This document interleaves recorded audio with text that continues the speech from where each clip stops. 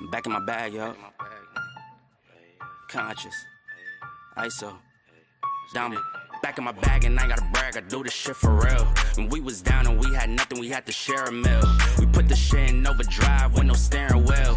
Shorty throw that thing back in a pair of heels. Yeah, and she be riding on that thing like a Ferris wheel. Yeah, I love them dark skin, brown skin, caramel. You know I had to bring it to the hood like she Karen Civil when she keep on turning head. Cause when she walk that thing jiggle, jiggle. And we going back to back on them like we Huey and we Riley. This that back in my back flow, we back again so highly. This that back in my back flow, we back to change the climate. This that back in my back flow, we bring the force like Tommy. Back in my back flow. Back in my, yeah, back in my bag, yeah. I'm back in my, yeah, I'm back in my bag, yeah. I'm back in my, this is my, back in my bag flow. Back again, yeah, we keep on stacking it, what's happening? Everything in Gucci got me feeling like I'm dapper then. Life has been a movie, yeah, so shout out to the cameraman. Pull up to the scene, it's going down like an avalanche. Steady going up like a travel plan. Homer Simpson face, lucky power plant. Yeah, I'm off that dope, like I'm back again to Vizzy. At the Millies, out on Club Hearst. Give the word if it's a city, Lord forgive me. Still having motion, dog, so why would I slow it? Make it rain on them, bust a band, then you throw it. We was steady having it, even at our lowest. High speed road runner, keep my motor going. Hey, hey, people feel away, but they don't show it. Gotta watch the people that's around you, that you grow it. They be coming around you with some plans to steal your moment. Soon as I bust a nut, she be like, baby, where you going? Never slowing down, it's enough to go around. Yeah, you probably knew it's then, but really you don't know it's now. Niggas love to show and tell, but all my niggas know me well. It was either chase a dream or go to jail, but none of us ain't going. And we going back to back on them like we Huey and we Riley. This that back in my back flow, we back again so highly. This that back in my back flow, we back to change the climate. This that back in my back flow, we bring the force like Tommy. Back in my back flow. Back in my, yeah, back in my bag, yeah. I'm back in my, yeah, I'm back in my bag, yeah. I'm back in my, this is my, back in my bag flow, Yeah, not for real. Double I. Do it, die, you already know. Don't try. This at home, cause none of y'all really fucking with us.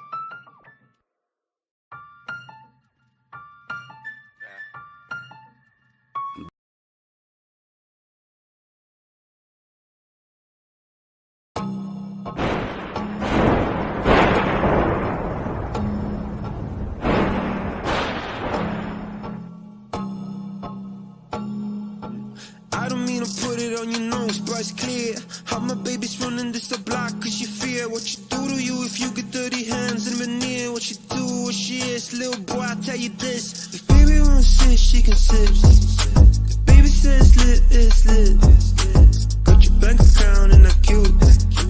If she said it loud, it's the truth. If baby wanna ride, she can ride. If baby needs some time, she got time.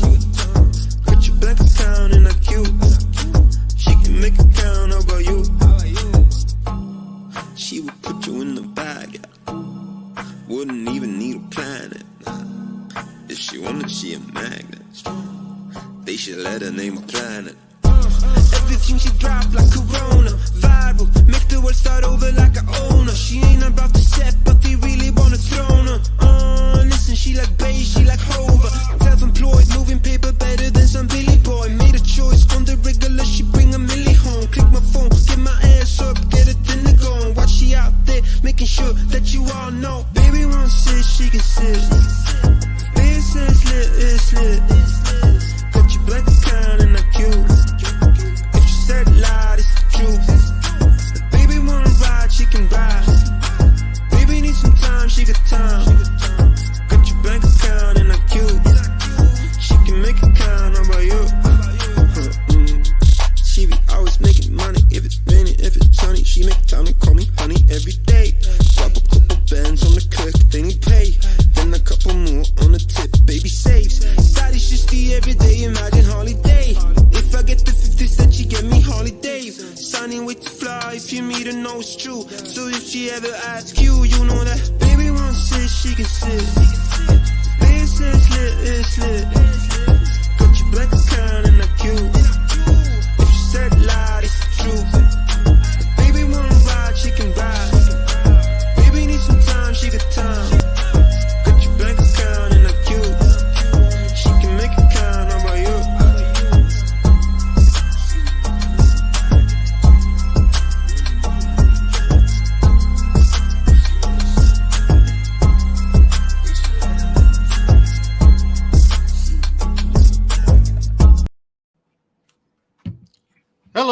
everyone. Welcome. Thank you for coming, and welcome to another episode of Unapologetic with Mandrell and Shushu. What up? I don't like her nickname because I didn't give it to her. Welcome. So that means her nickname is stupid because I didn't give it to her. Of course. Now, it's Wednesday. It's Hump Day. Right. All right. Who we got in the chat so far? We have 11 people watching. Lady Naveo. Hello, how you doing? Boss at BMU. Now, Black Man Unfiltered won't be here this evening. It's just me. And my sister. Thank you for coming, though. Thank you for coming. Perfectly imperfect. Hey. Von Bryant. Yes. Von Bryant. Hello, Von Bryant. How are you, brother? Von Bryant, how are you, good brother? Thanks for coming, as usual. Stephen Day, how you doing, man? Thanks for coming. As usual. Tommy B. What's going on, bro? Hope everything's well with you, man. Tommy, we were talking about you the other night, man. You should have been there. Me and Poppy Blanco and CJ. Oh, Lord. And listen, we yeah, we're talking to some ladies, man, and we the cherry on top would have been Tommy B and Brian Jehovah. Hey, Sherelle, how you doing? Damn likely, Dusto. Oh, Lord. What's going on, man? What's up, Scale? Hi, Excel. What's going on? Thanks for coming. The Canadian boy Nigerian. Thanks for coming. How y'all doing? Thank you. Now tonight, by the way, let me ask. I didn't ask. How your day been? Your week been okay so far? So far, so good. I can't So far, so good. Yeah. Really? Yeah. Yeah. Mine's been okay. It's so. So? Yeah, I'm tired. Yeah. I was, today, I was already a little tired. I was good, but then like at work, they did this like employee appreciation thing. So like they had like barbecue, and then they had like macaroni and cheese, like baked beans, and like from this spot up here, it was like really, really good. I forgot the name of it, but then they also had, I don't know if what Magnolia Bakery is a company here. Like they make like some like awesome baked goods, especially like the cupcakes, and they're more famous for like their banana pudding, and like they had that there. They had Ben and Jerry's ice cream, like and stuff for dessert. Yeah, fine. Listen, when I tell you the last 2 hours at work today, I was struggling to stay awake. I was like, yo, this thing need to hurry up. First thing all that heavy ass food you was eating. Anyway, to the point. Ladies and gentlemen of the congregation, we are gathered here this evening to continue our conversation from last week. It was such a hit, and everybody wanted to chime in and give examples and talk about it that we decided to extend it for another week. Von Bryant, once we drop the link, we would like you to come up and give us your give us your wisdom, your nuggets of wisdom up here, Von Bryant. Yes, thank you, Von. That wasn't a request, by the way. Okay, you're required to do these things tonight. Oh Lord, yeah, he's needed. He is. And when he's he's needed, needed, just to kind of recap a little bit about like what our discussion was about. We were talking about generational toxicity, and in specifically about family, toxic traits and toxic behaviors and things that have been passed down to us from generation to generation. Prime example from like conflict resolution. Like a lot of times exactly. A lot of times we think the way to resolve problems is either arguing, cursing people out, or just talking them, or just like that, or just getting physically violent altogether. Poor financial habits. Getting credit cards and stuff like that in your baby name and running your baby credit up before they even get a chance to use it themselves, or like cussing your children out, things like that. Like that's not okay. Or even taking your emotions out on other people, because a lot of times what happens is, like, especially I feel like this is more so with mothers than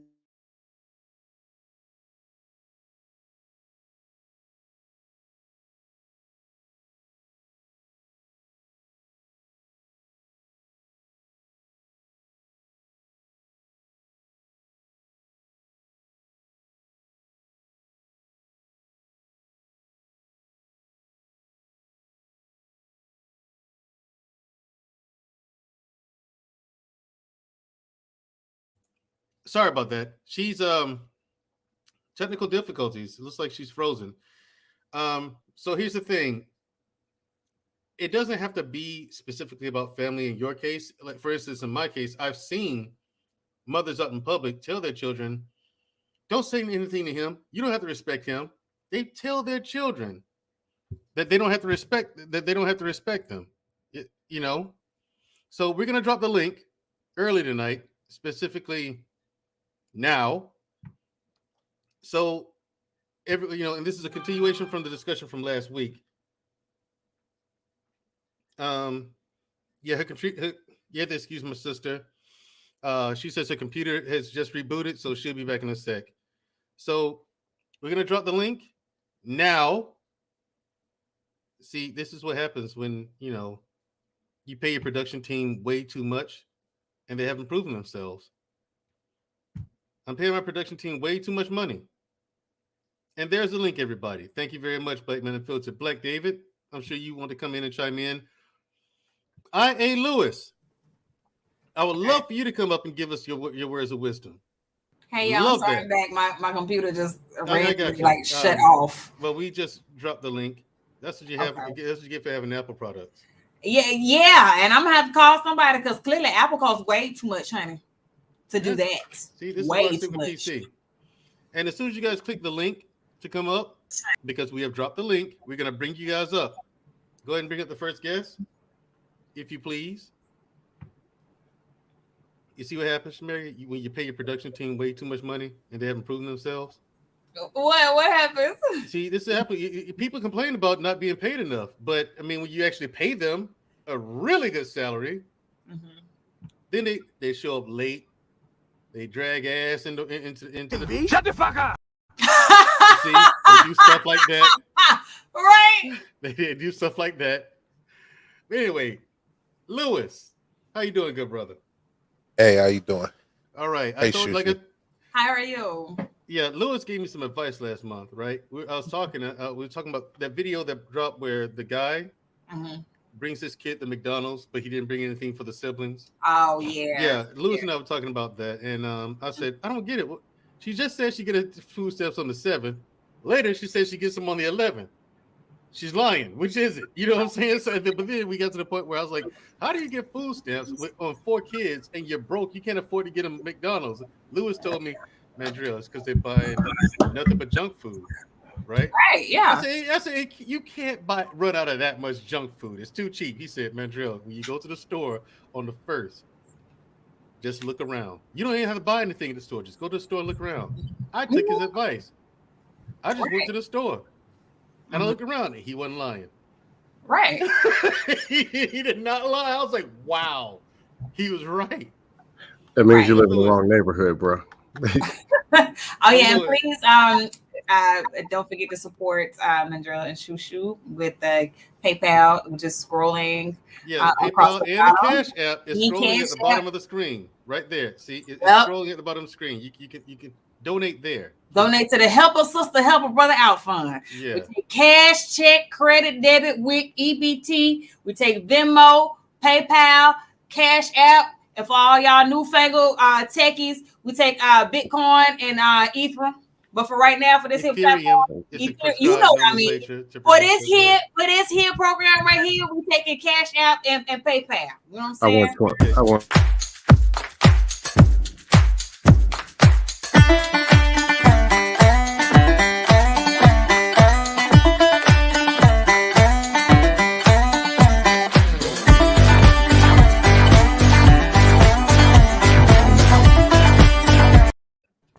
Get it. Now, Lewis, tonight we're talking generational toxicity, okay? Please give us some of your nuggets of wisdom. Well, like I've always said, the problem that we're seeing is a result of it's a number of different factors, but the people that you're seeing now, you're talking about the 30, 35, 40-year-old crowd. So they were born in the 80s. Right. During the crack era. So you have a lot of crack babies running around, just reproduced. and a lot of single parent households, two irresponsible people bringing children into the world, not raising them properly, or not giving them everything that they need to be successful in society. And so now this is what you're having. You're having a lot of blowback from that time period.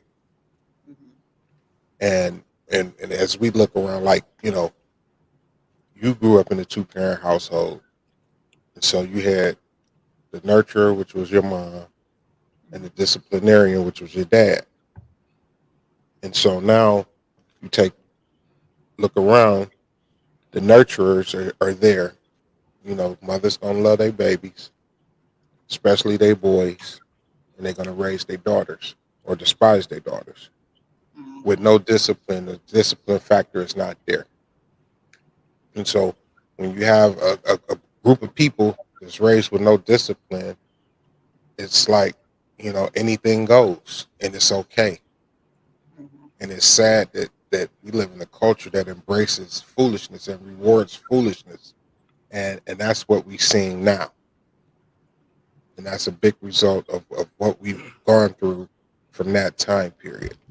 Now they raising their children the same way or even worse, because now you have technology that brings information straight to their pocket, and they embrace the foolishness. See, before it was, MTV and BET, but now it's anything goes.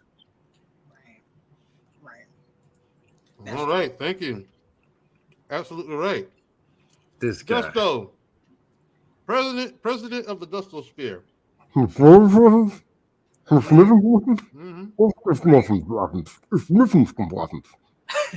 sure am. Yes, I am. This guy. President of the Dusto Sphere. Yeah, I'll be running for Lord president. Dusto. I'll be running for president in the Dustosphere 2024. I'm actually going to try to make some changes because of what we're seeing out here in the black population. They're out of control. But there's only one word I'd have to say about this toxic behavior. Stop. Just stop it. It ain't working. It ain't making you no money. You're getting fat, ugly, getting beat up, stabbed, broke. It ain't working. Yeah. How many times you want to keep beating your head against the brick wall, in and out of jail, in and out of rehab? People coming to your house taking your stuff. It's not working. Somebody lied to you. They lied. When will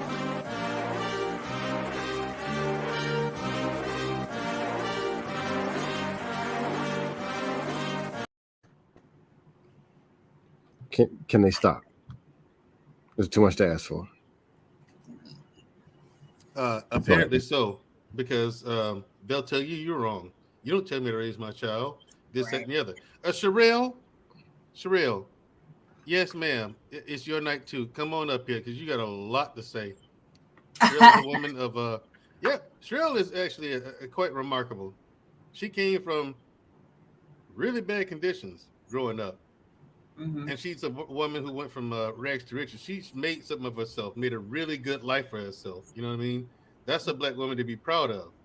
Shout out to Sherelle. Yeah. Shout out to you, Sherelle. You really are. You're a black woman to be proud of.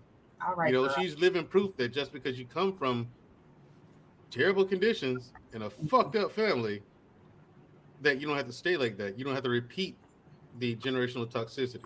Right. You know. I'm not saying your family's fucked up, Sherelle. I'm not saying that. I'm just saying, the odds were against you becoming who you are, sweetheart. And Sherelle, I love you. Right. Yeah. That one. Oh, Lord. Black David, tell us what number one is. Because you come from Nigeria. And in Nigeria, you tell me, do they have these kind of things going on in Nigeria? Yes or no? Black man, don't start with me right now, okay? Black man, don't start with me right now. You tell me, do they have these kind of things going on in Nigeria? I would say toxic family will in Nigeria, depending on the nature of their mindset. But for what I've seen so far, it's more in predominant wealthy families, more than ever. Wait, so the wealthy families are the ones doing this, Black David, in Nigeria? From what I've seen so far, yeah, it's something that has to do with pride, ego, and honor. It's like, how would I put this? There are a lot of prominent families that compete among themselves. Mhm. Got something to prove. I If told their you child Africans are don't get fucking to a crazy. certain level, they go to the extreme to make sure they stay on the right path. When I tell people Nigeria don't play around when it comes to their family name, they don't. They ain't playing around with nobody in the family. If you go to bring shame to their family, they're about to exile you completely instead of just making some excuse for you to just let you to stay there. Because I've seen this happen before when I was in junior high, where this girl was dating somebody who was not from a wealthy family, right? And for some apparent reason, the father could care less. All he did was call the police, offer some money, make sure the boy disappear. Wow. They Now, took Black the David. boy, they took the boy, locked him Mhm. in jail, Mhm. left him there Mhm. until the father said you can let him go. Wow, Damn. really? So you just there until he said you can go. When I Okay. tell Now, Black David, people, I have a question for you. go ahead. Do you exercise find yourself practicing anything that can be categorized as generational toxicity? No, I shut that thing down a long time ago. Really? I just saw you throwing shit at your kids in No, the background. I'm not getting what I was trying to tell them is it. keep their noise down. It's not as I worse don't as know if it's a my black or what. brother I mean, here, I'm just Tommy. saying. Tommy is Sounds like different a from me. commercial in You the see Tommy, background. I'm not doing that, okay? So don't compare me with Tommy. Yeah, but Look, you don't do that. You just pick something up and I was with Shushu till she said the kids. Oh hell no. Yeah. Oh hell no. You They, really they gotta go gotta there get with it. me, dude. Shut the fuck. Hey, I gotta tell them that freely sometimes. God damn. you're right. Some abuses. Yo. Shit. I threw my hat out there, giving the signal like hush. Like I don't want to do what Tommy Yeah. did. Tommy was like mute. All right. I'm mute. And they still don't listen. That's just sad. Yeah, they still don't listen. That's the thing. Yeah. Tommy's my boy. I respect Tommy. Since that time we had our first argument on live, I respect Oh that man shit. ever since. Yeah. So, all right, Tommy, Black David has said that in his country, in Nigeria, Mm. rich people tend to be the ones that toxic generational toxicity. I'm sure it's in other families too, but it's more prominent in the rich people. And I believe every word that Black David said. I myself have been to Africa, and Africans are fucking crazy. You Shit, can fuck have that Africa. continent. I It's don't ever want to toxic go back. here. Huh? Do you not see the rich people here? Yeah, I Shit. do. They're weirdos here, though. They're just weird here. And toxic as fuck. Did you Yeah. not just hear about Elon Musk smashing his best friend's wife? Like Yeah, he toxic. did. Yeah. It's Yeah, he ghetto did. here. He did do that.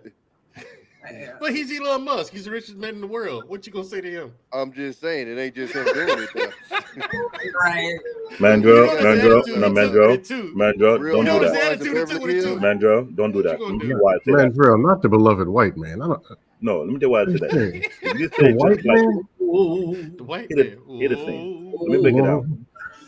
When you say it's Elon Musk, in my country, you got men that are so super wealthy they feel like, okay, if wife number one not doing her job, I get wife number two to move in. If wife number two not doing her job, I marry wife number three and move in. You ever wonder why all these super wealthy people in my country have multiple wives? Yeah. Yeah. So that is So part you of can lose your toxic. position, Yes, is what you're saying. Damn. it's allowed them to do polygamy, but in a way of a power representation. I I got the power, I got the wealth, I got the resource. You don't check yourself in line, I'll have someone take your position. You know your wife number one, wife number two can take your position, be the head woman while you work right under her. Right. Those stuff happens. So wealthy people in Nigeria portray some high level toxicity that you can never practice. And they can get away with it. Yeah, Right. So, because they got the money and they grease in the pockets of the politicians. so do Right. they have wife interns? So if there's already 3 wives and there's one trying out, do they have internships for these No, wives? they don't do intern. They just wait. They just pick a woman, say you. They don't So, do but it's anything. like this. You are the beautiful woman. You will be with me tonight. They have temp agencies where you can choose from. Temp. No, Temp agencies. all they gotta do is drive by and they see someone they like. You could be from a poor family. They will pay you better than your father. And they will pay the kind of sum that your mother and father say, oh yeah, pack your load. That's your new husband. Bye bye. Because I'm struggling on the rent right now. I'm gonna open my agency for rent a dusties for $59.95 an hour. You can rent a dusty. Maximum 4 hours per day. I know you're making light of this because this is real. And I've seen that happen too. When I was in junior high. No, they were in junior high. I was in the 10th grade in Nigeria, and my classmate was sold to someone old enough to be her grandfather. She went into hiding for a couple of weeks because she didn't see that one coming. So She was her grandfather? No, listen. Her parents sold her to a man who was old enough to be her grandfather. Oh, wow. A difference. Yeah. So she disappeared for a good couple of weeks. Most of the class knew what she did, and we didn't want to say nothing. We act like we don't know. But she had one person that hated her that snitched on her. So when they found where she was, that girl who snitched on her got her butt kicked in for a good couple of weeks just because of that. Because we didn't believe that type of thing at the young generation, but we realized we have no say because in that country, money talk, BS walk. Right. So you can imagine, and it was messed up about it. I had a crush on that girl at Walton Junior High at that time. So what time? So it's kind of like this country too. What can you do? Yeah. So let me ask you this. Can I ask you this, Black David? Do you think polygamy is a toxic practice? If you study history, yeah. Right. I'm sorry. Check every main country around the world and check their history that practice that, and you see why that thing came into play. Right. In the Von Chinese Bryant, history, Von Bryant, you Japanese history, again. the Your Greek. presence is required on the stage, please, sir. I'm a person who like history, but I like to go deeper to understand why people do certain things. And I realized it wasn't like they love. It's like, okay, the man has so much power, so much research, so much access. What can you do to a person like that? Yeah. Now, Tommy B, you're out there in Oakland, and you with the gangbangers and whatnot. You know what I'm saying? Now, I myself was born in the late 70s, 1978. So I'm old enough to remember the crack epidemic and the big war between the Bloods and the Crips, all that crazy shit y'all had going on in California. I'm quite sure that there's some toxic, generational toxicity going on with your gangs and whatnot, doing stupid shit. Okay. And then y'all get mad at cops for catching y'all doing the stupid shit y'all do. I don't understand. Oakland, sir. But anyway, thank you from Oakland. Okay. Bloods and Crips. Yeah. They over there in LA, over there in LA. Okay. And then it's just over the bridge. 7 hours south. That's cool. Yeah. Talk about it's all in California, so y'all the same. Okay. So Tommy, what you got on this generational toxicity subject? Nah, I done seen it at the Mac. Like I done seen, you feel me, 6 and 7 year olds acting like, they shouldn't be acting. It's sad. I mean, again, it's another thing that it's not just, our community, as people say. I done seen it in white folks. I done seen it in Mexicans. That shit is just a human thing, Yeah, you like toxic, last week. You're probably gonna pass that shit down. Yeah, like I told Shamaria, I said my example for Asians is tiger moms. Yeah. You know what I'm saying? So much stuff on the kids. Mm-hmm. All that pressure on them kids, man. You doctor yet? Yeah, but I'm 6. Yeah. Talk to me again when you doctor. That's a tough one though, only because because that's just a cultural thing that they do. So we look at it one way, but that's their culture. So that's their norm, and to us, that's the extreme. So it's kind of hard to, like, I agree with what you're saying if we're going by our. Everybody having internet problems? New York, not California. Oh no. All right. Black tech support. Now listen, Rena Dusty, you'll start fucking up in Florida. That's 3 states with major metropolitan cities. No, I'm good. It's not raining over here, so Oh, yeah, I'm I have to good. say, man, if you start fucking up, it's time to get concerned. Then y'all need to turn on the news. No, first day in weeks it hasn't rained sideways. I'm good. I heard that. Nice. And Tommy B is Yeah. frozen. See, the devil is a lie, as Black Man Unfiltered would say. Yeah, he might have had to kick him out and come back in. Right. I'd rather have pressure on me from parents to succeed than pressure to fail. Yeah, Honestly. that's true. That's true. They pushing failure. Like it's like they pushing failure. If you don't ain't a failure, you can't live in this house. That's what they're doing now. You don't sag your pants. You ain't selling drugs. You know, stuff like that. You can't be in here. My good people, Mandrell and Shushu. Shut up, Sir Hill. I don't think it's that. I don't. Hold on. If we was your people, Von Bryant would be on the panel right now, and you would. I don't think it's pushing failure. He's getting too Depends big what for it us, is. Ray. He's Because too good for us now. people from cultural background, But no. That one. Yep. That's what I give you, Sir Hill. people from cultural background, let's say you're Japanese, you're Haitian, you're African, or you're from some of these countries, but it's all about their name. Mm-hmm. They're not allowing people to fail. I remember in elementary school out here, my classmate was Japanese, and he got a B. He was the highest in the class, but B was not accepted in the household. Right. Yeah. Then when I saw the dad, he had to. I thought it was a joke until somebody told me, "Yo, Japanese don't play around with their kid. They want nothing but success. They want the top." So you can imagine what they put their kid through. One of the best high school here in Brooklyn, no, in New York City, is called Brooklyn Tech. It's nothing but an engineering science high school. The major demographic of that school is Middle Eastern and Asian. Now, Shamari, is that true? No, that's true. That's okay. true. Is it what I'm talking about. It's in downtown private? Brooklyn. Now, is it private or public? It's a public. But one of the best high school. It's like one of those college prep type schools. Yeah, got it. So like BTW was college prep. Yeah, you went to BGW. Yeah, they no joke. That's fine. I hated it. Exactly. That's why, and I knew it's like that's a bunch of extra work for nothing. So imagine going to the school like that. Gonna say, you're gonna get a diploma just like I am, and it's not gonna make a bit of difference when we get to university. But Mandrell, think about it. You are the smart guy, right? And I knew that. Look, this is Black David. I knew that.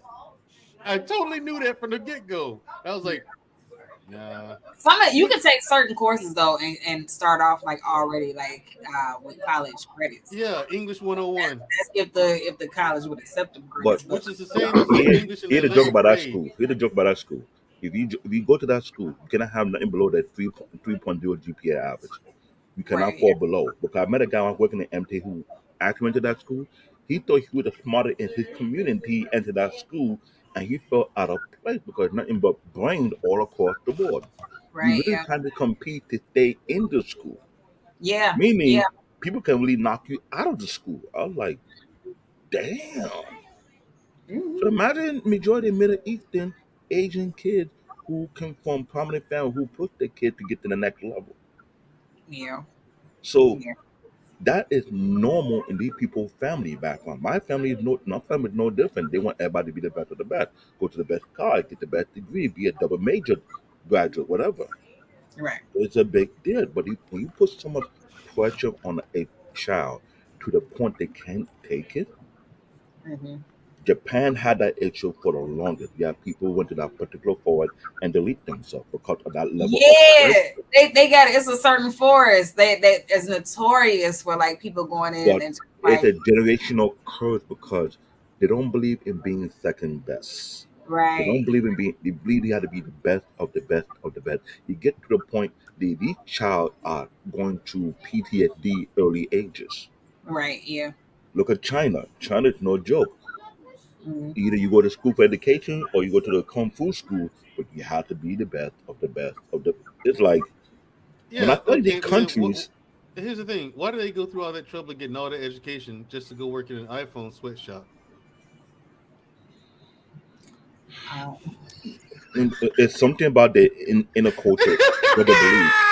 I get what you're saying, but it's much deeper than what you think it is. It's much deeper because look at history.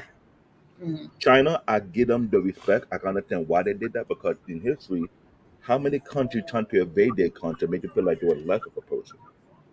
Right. Yeah. After Yeah. all the insult from the United States, from the UK, from these people from Spain and other European countries coming to their own country, telling that they're weak or they're sickling and it's documented in the history books. So it got to a point where about it say screw the whole world. Right. Like David, that's nothing. We got oppression in America. That was bound to happen because of how they started from the very beginning. We Hey, We got look at okay. the history. How did the country got started?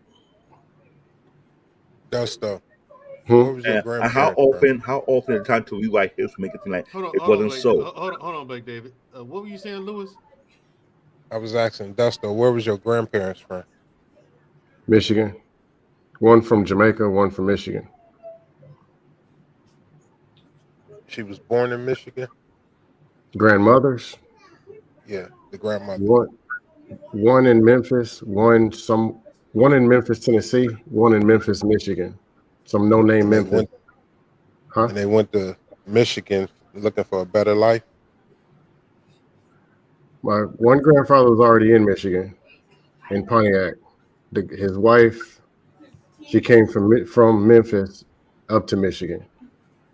Other grandfather came from Jamaica to Miami to Michigan, and his wife, I don't know, Memphis, Michigan, wherever that is. I ain't like her ass no way. So You ain't like your grandmother? hell no. That's crazy. Oh, you Generation. meant Memphis. You You meant meant Memphis, that's what Michigan, not toxicity is. Memphis, Tennessee. One from Memphis, Michigan, one from Memphis, Tennessee. Oh shit. Okay, so So the point what? is, And Memphis, Michigan is some nowhere town in Michigan. Yeah, it sounds like it. you know why your grandfather left Miami to come up to Michigan? It was just a stop. He came from Jamaica, stopped in Miami, then ended up in Michigan. Right. You know why? Opportunity, But nobody's oppressing you though, right? oppressing me. No, them. They're dead. No, the whole point I was trying to get. The reason people left the South and went to the North was for opportunity. And it might not be social oppression, it could have been economic oppression. So Okay. don't I know I understand the point that you're making, but don't throw the baby out with the bathwater. Understand your history, so that so it's not repeated, so that you could tell others the pitfalls to look for. I'm not advocating victim Olympics. I'm advocating history. And so a lot of things that you see going on now, the toxicity that we have, the young people that's messed up, most of it is economic. Right. I think it's mental and not economic. Okay, I mean that's your opinion, but most of because if a person has a job or a person has gainful employment, they're not out in the streets where you can have it because they got to get up and go to work in the morning. Is that fair? I think, how to say it, there's more money. There's more money than there is than money in America. Is what? There's so much money floating around in America that there's more money. If you don't know how to grab it or knock it down, it's just That's like why I not say. having. That's why I say it's mental. I agree. It's mental, but it's all based on the economic because you'll go crazy if you don't have any money. It's the problem is that they're going crazy. It's not they don't have any money. It's that they're going crazy. That's the problem. And there again, that's we saying the same thing. It's money out here, but if you don't have access to it or don't know how to get to the money, you go crazy. I did. Okay. That's what I'm saying. And that's where the money, single. Go ahead. What I'm saying is the money is over there. Like, where's the money? Where's the opportunity? Where's all the things that you need to succeed? They're right over there. Person, I can say psychological oppression because they weren't told, hey, bro, you can go over there and get this money. Somehow that message didn't get across. That's what the oppression is. It's internal. It's right over But there. where does it come from? And then what do they need money to do? What do they need to buy? No, what I'm saying is, you say it's internal oppression. Where does it come from? The parents, Where does it come from them? their parents. Exactly. And so that's what I'm saying. The history that we have is affecting us now. The stuff that went on in the 60s and 70s, we suffering from it now. Not Right. not generally, not everybody, but it's a large portion of the society who's suffering from it. Right. And so we can't, so when we look at this toxicity, we have to understand, we have to know our history. We have to look back and see, why are these people acting damn fools? And Dr. Joyce DeGruy, she did us a study on it, and she said post-traumatic slavery syndrome. We never got therapy. And like I say, I'm not advocating victim Olympics here. I believe pull yourself up by the bootstraps, but everybody didn't get issued a pair of boots. Right. When I talk about the victim Olympics or the oppression, I don't refer to people who I'm going to say it. If a person is able to have a conversation, to be able to complain, and they're able to have the conversation where actual people can provide a solution. Meaning somebody jumped on this panel and they're 34 years old and they're saying, okay, there's resources. You're able to have a conversation with some people who didn't live like that. Right. Meaning there's a solution and there's something that we can tell them to do right now or tomorrow. And they have to make a decision. If they pick the wrong decision, they lose. Right. Everyone doesn't win. Even rich people, they're drugged and slugged out. Even white people, because unfortunately the white people are so golden. A lot of them are losing. A very high population of them are losing. We can't control what happened yesterday. But if a person is able to raise their hand and say, hey, I'm a victim, okay, here's a solution. What are you going to do about it? The only two options are win or lose. That's it. I can't argue that, because I get what you're saying, but I think what I and Lewis were trying to say, no, I understand what he's mental saying. struggle and economical struggle is more like two sides of the same coin. No matter what you do or how many times you flip it, one creates the other. The other one is because of the other. It's like saying it's a repeat of a cycle that happened from many generations, which is totally true. Now, look at today's society. The society was built in a way whereby many of us did not understand the full blueprint, how the American society was meant to be built.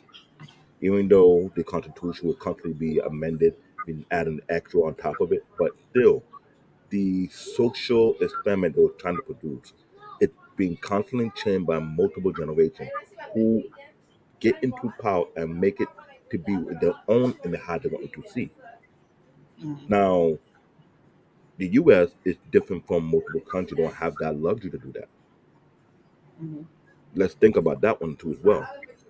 We have nations whereby the level of toxicity is so rampant, people had to actually leave the country just for that, not only their physical, but also their mental health as well.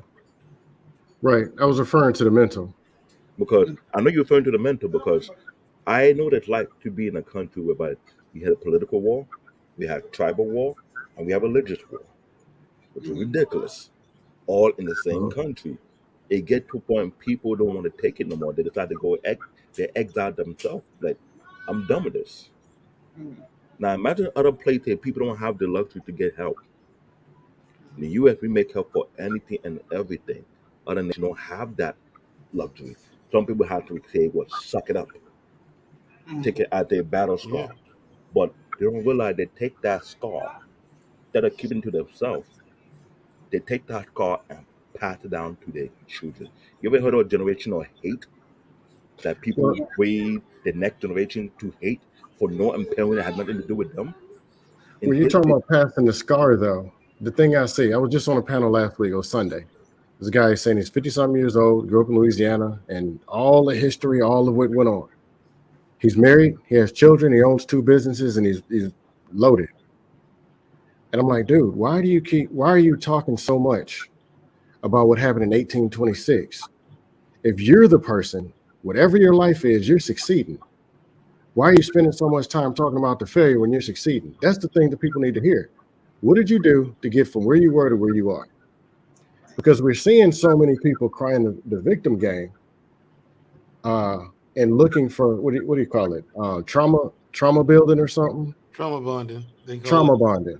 Yeah, I don't know what But that's it's about. 5 so they- other people that they've been told the wrong thing. When you know what the right answer is, you know you're winning and telling other people about the losing. Yeah. Yeah. You that's know, Is it People fair? know. Is it fair that some people can use the history as motivation that won't happen to me? Huh? It's fair, but how many Is it people gonna do fair that, Lewis? that? Yeah. But see, that's my motivation. Yeah, that's you. That's me. That's Shamaria. That's everybody on this panel. Tommy. It's Yeah. like David. But But how many see, other people that's are gonna do Jewish that? people become successful and they still talk about the Holocaust, and there's nothing wrong with No. that. Hey, Nobody Tommy, says we can nothing. barely hear you. Yeah, turn your mic up a little bit, I Tommy. said when Jewish people are successful and they still talk about the Holocaust, like we're the only people that can't talk about what the fuck we went through. Everybody else will speak about it, and no, I've never heard none of y'all go. I wish these Jewish people just get over the Holocaust. I say Not it all nan the one of time. y'all. I No, say it it's all the not time. that. I Hey, say it all Tommy, the time, Tommy. it's not. But And that then was It's not I get that. in trouble. what Mandrell, was you that? can't 4 say years, that. 7 years? I think that lasted the Holocaust. Not trying to Yeah, downplay it, but that Mandrell, was you 7 can't say years. that. Right. Yeah. I'm like, why We not? got 400, and we supposed to get over it. You got a No, couple not to get bucks, get over it. over it. No, it's Like not the get over part. It's the I'm Allowing not it to hold you referring. back. Right. You You say know from what wanting to group stay. I'm talking to. It's not an no, yeah, everybody thing. but you I'm gotta talking about the understand. one. You speaking to the extreme, bro. Like, and that be my thing is Mhm. like y'all focus on these extremists as if that's the normal people, bro. If I walk down the street, all these black people that live around me, bro, is getting up and going to work every day. They ain't sitting at home on their couch talking about, oh my god. Like, but when y'all say stuff like that, it comes out as if that's the majority of us doing that. Oh And no, then, but hold on, not hold the on. But majority. then it Go kind of ahead. mixes it in because a lot of the people that y'all know ain't, running this Olympics that y'all talk about, if they even bring up, some of the stuff that you might have to go through, whatever, it's like, oh, here we go, da da da. It's like, again, I've never seen a Jewish person speak about what their grandmother went through in the Holocaust. I'm like, oh, we talking about this again?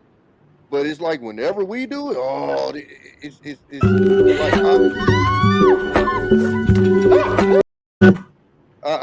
I've like I haven't seen it. I'm open to being wrong, but I I agree haven't with seen you it. with that No, one. I get what you're saying. It's I not agree. like the beating them over the. Well, actually, sometimes yeah, it is me beating them over the head.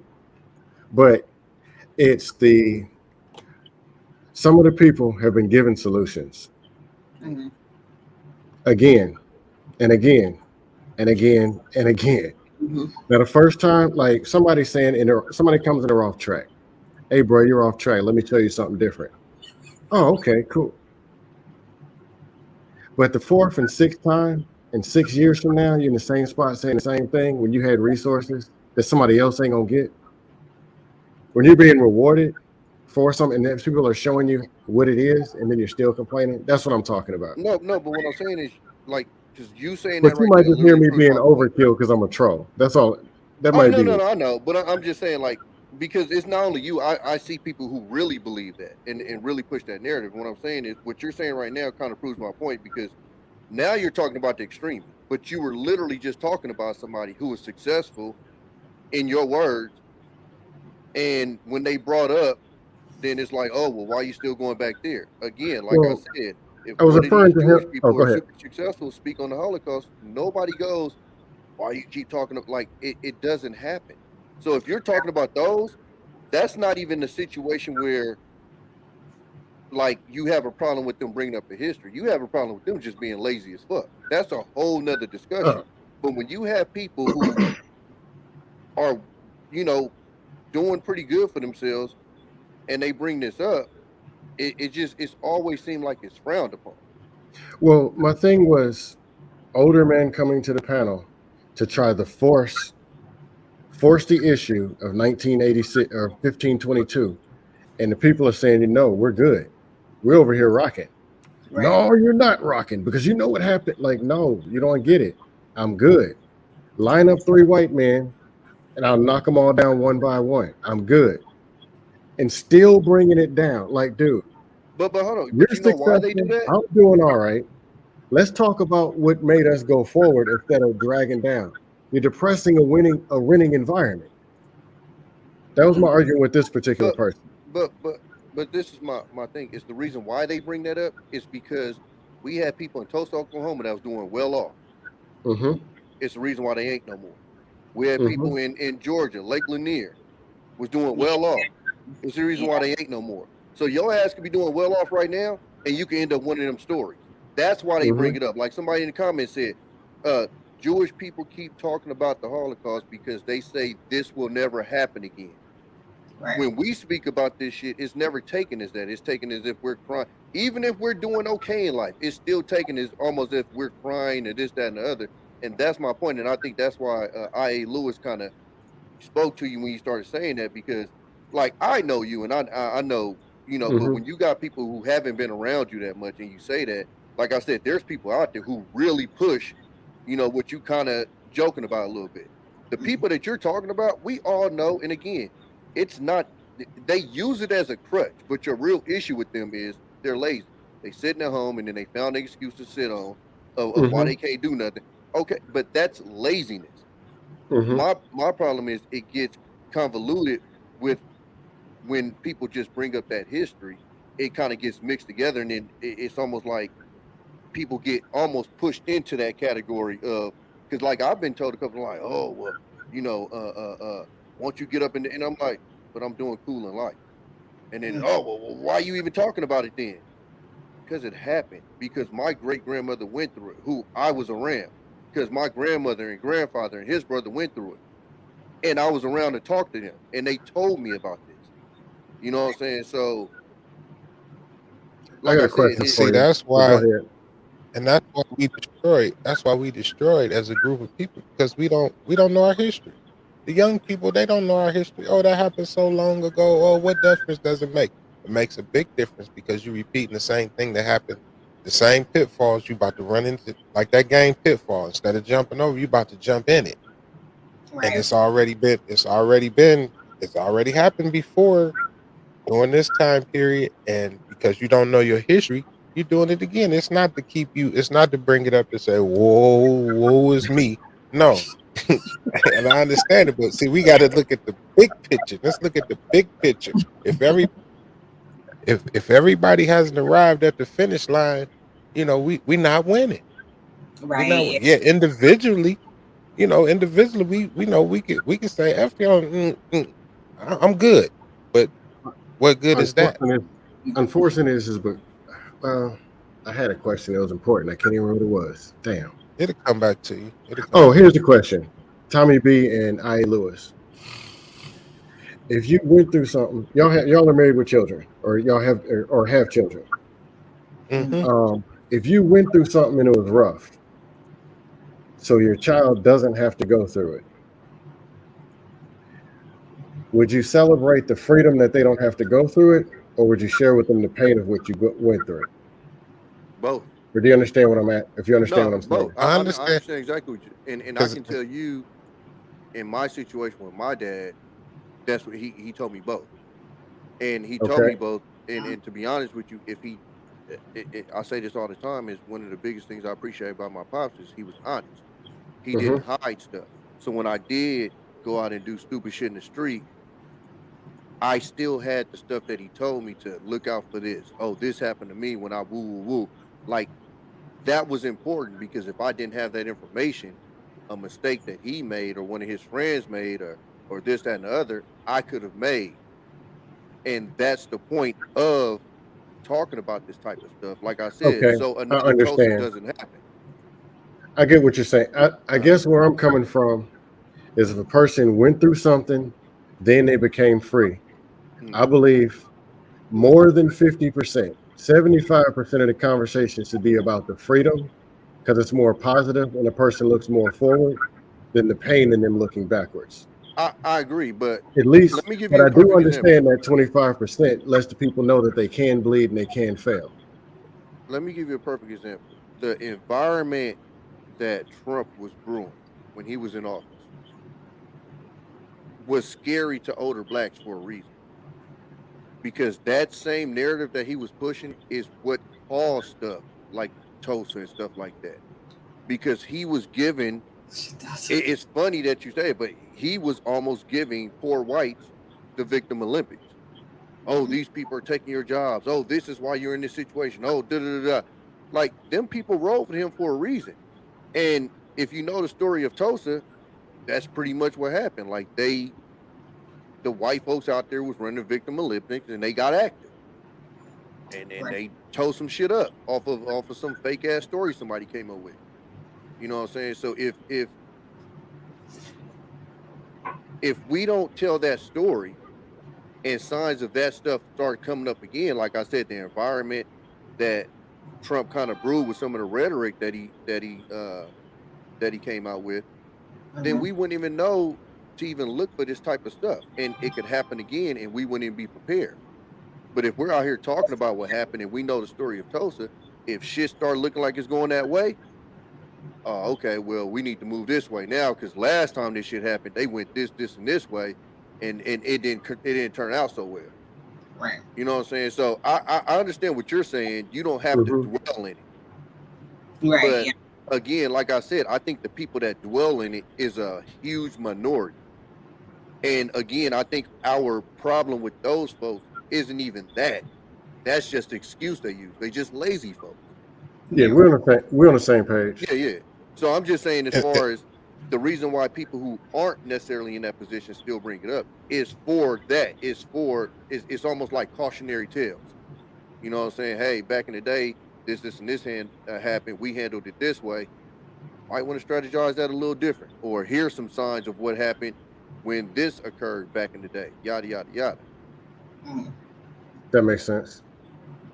and see that's where and to add to that is that when you have those people who are lazy, I almost celebrate them, and I'll tell you why. I understand Because why. that's less competition. Absolutely. You understand? And so it means more for me. But for the big picture, the reason I always like to bring up history and point it out stuff, because the young people, they have no idea. They think everything is fine, everything is good, and it is good to them because we used to hear, better go to school, get a good job, go to school, get your education, so you get a good job. Well, let's take it one step further. Go to school, get your education, so you can create a job and Right. hire people. Yeah. Yeah, and And schools so, don't teach you anything about money either. They don't. right, Schools don't teach you anything about anything. School teaches people to be employees, worker bees.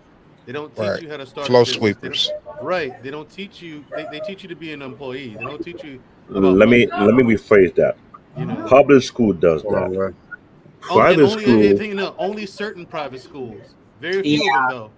Yeah. These private schools, these millionaires sending their kids to, those private schools teach their kids about money. Right. Yeah.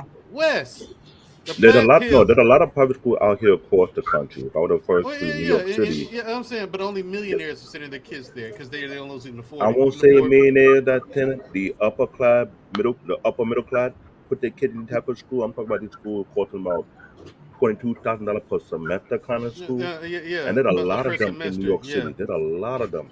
One of the biggest one I know is in Brooklyn, next to IKEA. They call I forgot the Brooklyn Independent. I forgot what it was, but for pre-K, it's $32,000 per semester. Then from grade 1 to grade 6, it's 34, 35. I was like, shit. Then I look at the And curriculum. see, I'm like, oh hell no, this is not School is regular and that's the curriculum. political. You separating don't want to know factor. how it really works. You don't. That's the separating factor in America is the money. education. Yeah, the education, What and people who can afford it. education.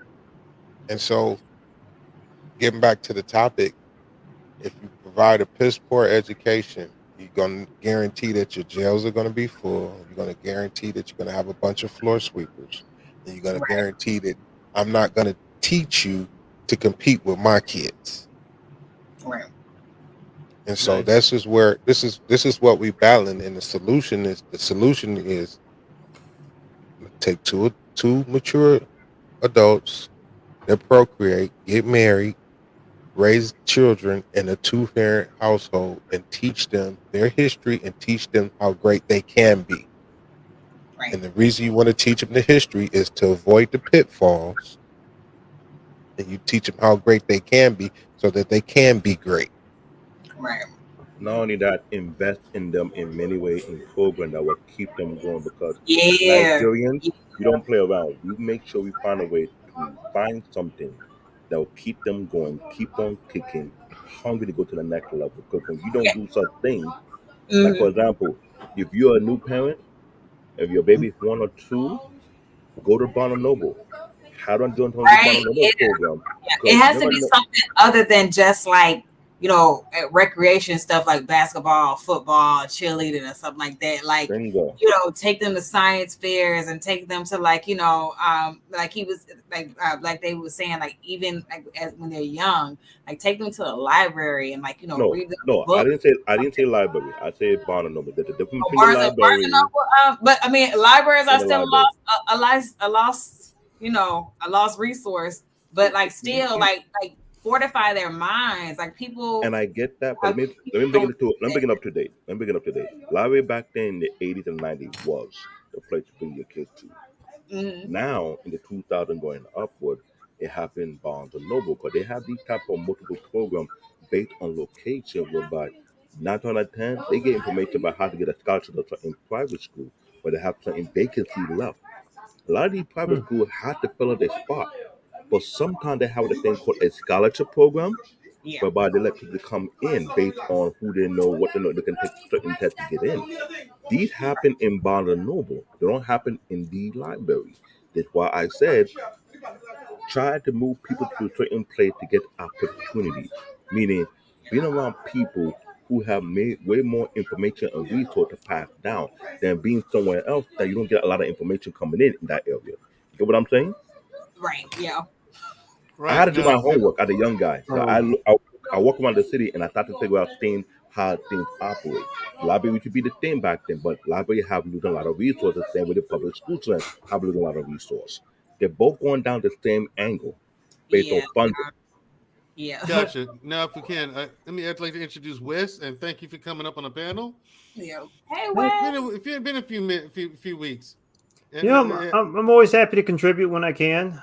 Gotcha. And after you, we're gonna go back to Tommy B and his Blood and Crips gang war in LA, in California.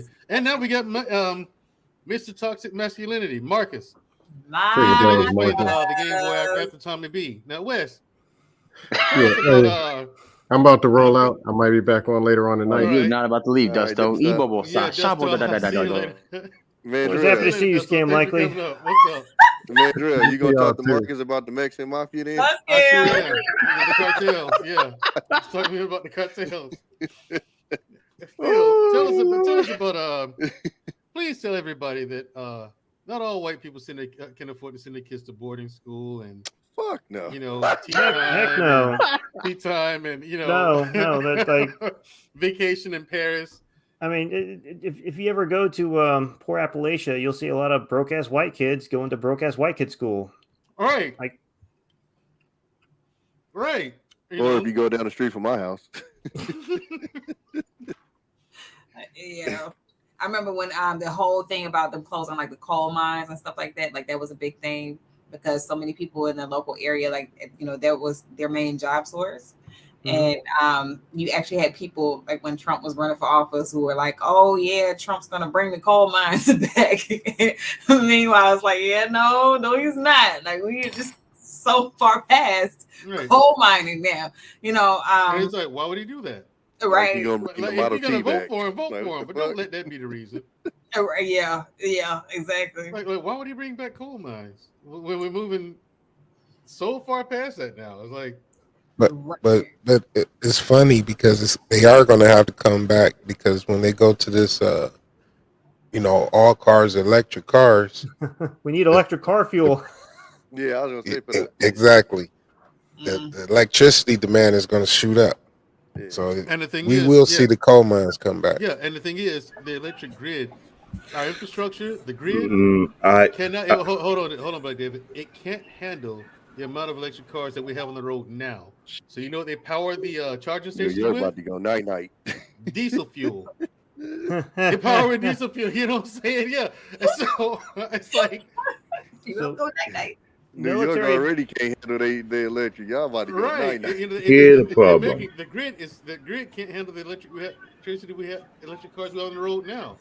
So I several get military the bases. talking point, but here Well, where you the put it big like picture this. come to play. You talk about the electrical cars, the electrical all these other guys that are coming out. Yes, you're moving from coal, from gasoline to electric. Problem is, there's certain industry that the coal industry and the petroleum industry the one that want to go, called the solar panel industry. Since they have been bottlenecked here in the US, they've been exploding outside the country. We having manufacturing plant in Ghana making solar panel. Yet other countries are doing it right now to this day because yet they had an issue with electrical grid. But when you can level the weight of the electrical grid, everything goes to solar panel during the day, you can find time to upgrade electrical grid. That was the most common sense approach that Barack Obama was trying to put in, but he didn't get the right person to speak on it. Then what I tell, they always say, when you're the president, don't speak on something that you don't have deep understand. Let the person who is the expert speak on it. That's why when you have donkey in chief, Donald Trump, when speak about the C-19, he make it look like a complete buffoon, but it's the same guy who went to high school in Queen, who can barely graduate, also went to college, got to pay for it. The dad had to pay for him to graduate college, and everybody voted for the biggest buffoon ever in history. With me, everyone voted for this buffoon is a buffoon as well. But I don't feel sorry for dumbass people. You vote for a dumb dummy, you dumb your damn self. As I was trying to say, solar panel have been the equalizer that put to balance out the issue with electrical grid because one, electronics are getting stronger and better.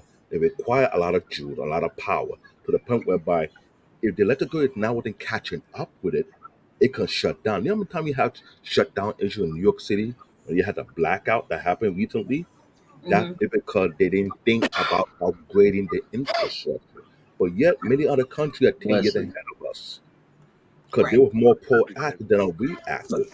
We live in a very reactive country with a bunch of OG, the buffoon, who worry about their pocket, not worry about the future because God forbid the infrastructure shut down. I'm sorry to they need interrupt, to Black David, but we get like so far off topic right now. Yeah, Black David. Yeah, Generational toxicity. I would really like to talk shit about solar panels. Right. Yeah, Wes. Let me say something real quick. Let me say something real. Bring some levity to the conversation, Wes. Yeah, let me say something real quick, and I'll let you guys cook. Black David, who did you vote for in the last election? Bernie Sanders. How did that work out for you? Okay, so listen. The workout for me is no, I'm glad you mentioned that because all the dumb people choose the dumbest idiot and now they're burning. Hold on. I got one more thing. Right to get canceled. Black David, let me share Black David, I am so upset with you, Black David, because you sat here and talked about the electric car, but you didn't sit here and talk about what's going on in your country when it connects to the electric car. Right now, they have children over there digging up cobalt, modern day slaves, beating the shit out of these 12, 13-year-old kids in Nigeria and certain parts of Africa to dig up the cobalt, which is the thing they need to make the electric car work. They're and I know that very well. By also mentioning the other panel, also the way that advantage have been going on due to greed and how you call it, double agent individual. I've been said it. My country is a complete mess. Because for one, for those who have been fighting against that mess. Hold on, Black David. Did you see the video of the Chinese people that's got these black slaves over there digging up cobalt, and these Chinese people are beating the shit out of these little black kids? And yes, and one of the countries that I remember that video, but also the person who have been on the ground who reported that same issue. What I've been telling multiple people to go to the China to check out the information, but about certainly people got kicked out. There was another video that nobody's seen that a lot of these Asian people not only got arrested, not only got kicked out of African country because of that same nonsense, not only in the court but ground, but also in their store and their business as well. I have been on top of this situation for the longest because I'm trying to keep people up to date. Everybody stay on past videos. That's the problem. I ought to be telling people my country has been a mess for a lot of reasons. There was a certain group of people who were fighting against that. Guess what happened? The whole entire family and tribe got obliterated. Okay, The now people now who when it spoke about it had to be exiled. So this is not something new. So yeah, I we get it. get it. Hold on, now we get it. So Now, don't tell about my history when I already know it already down all pat. right, now your history when it comes to that and child slavery and that's Exactly. nothing new with the diamonds and whatnot. Now, when it comes to generational toxicity, wouldn't you categorize how Africans treat their children, child soldiers? I've seen that personally. Good Children job, working in Mandrell. gold mines and diamond mines and on ore refineries or pumps. I've seen the children out there working on them too, and they ain't even got shoes. Okay, now, and the beatings. The parents are beating the shit out of these kids. Okay, we think we get whoopings over here at Tommy B. They take real sticks, I bro, know, 'cause I've been through and them whoop the myself. shit out of these kids. I've been through it myself. Okay, right Fort now. Whip, Now T here's the thing. Now, branch, why is it? Hold two on. Now, by why four. is it? I've been through that. My question ultimately is, why is it that being that Africa is the richest continent on the planet by far and away, why is it that one generation doesn't stop and say, "Hey, man, this is stupid. Why don't we trade with these other countries like China instead of taking these predatory loans and get a good I'll deal?" give you the answer to that question. Hold on. You send all these kids over to America to get educated, but then they go back to Africa to be doctors. Nobody's a businessman. Nobody knows how to negotiate deals. You know what I'm saying? Y'all need dentists. How about you send someone over here to be dentists? This generation, it's like they keep doing the same thing. Go to America, get educated, be a doctor. Go to America, get educated, be a doctor. It's the same song and dance, but they need so much more. When is it there going to be a generation to come around and say, "Hey, we need more than this. Let's turn this thing around, And man." I'm glad you said that. Let me explain why I said I've been talking about it for the longest, for more than 15 years. I was the same type of kid who went through the same beatdown with horsewhip, with police baton, with 2x4, extension cord. You name it, I got it. Yeah. I didn't like it. I So wouldn't why go don't do that to my why do kids. they But what the tell the thing other is, generation I think found it's out there was okay a to do it? deeper pressing issue with my country whereby people in power never want to think bigger beyond themselves, don't even think about themselves to the point where they let outside interference to play their minds. When they've been known in documented history that people from the US, from the UK have been interfering with the African election several times over, certain people to get taken out so they won't change the dynamic of the country. They have that thing country down to where it is. It have been known, it have been an issue. My young generation, a lot of them lost their life out in high school, whereby the military were trying to shut people down for speaking against the government. Before the last dictator died, I left that country at that time. He died a few months after. Then they switched around. But the same former general came back, played the same game, had that people in play to, how you call it, sabotage the election. This been going on for you with people that say they give up on the country. My uncle called me. I called my uncle about a year and a half ago. And what he told me? Don't waste your time, come back to Nigeria, move to Ghana. Because it's like a lost cause. Unless you have influence and power and you're able to drive the people that drive those people out, there's nothing you can do.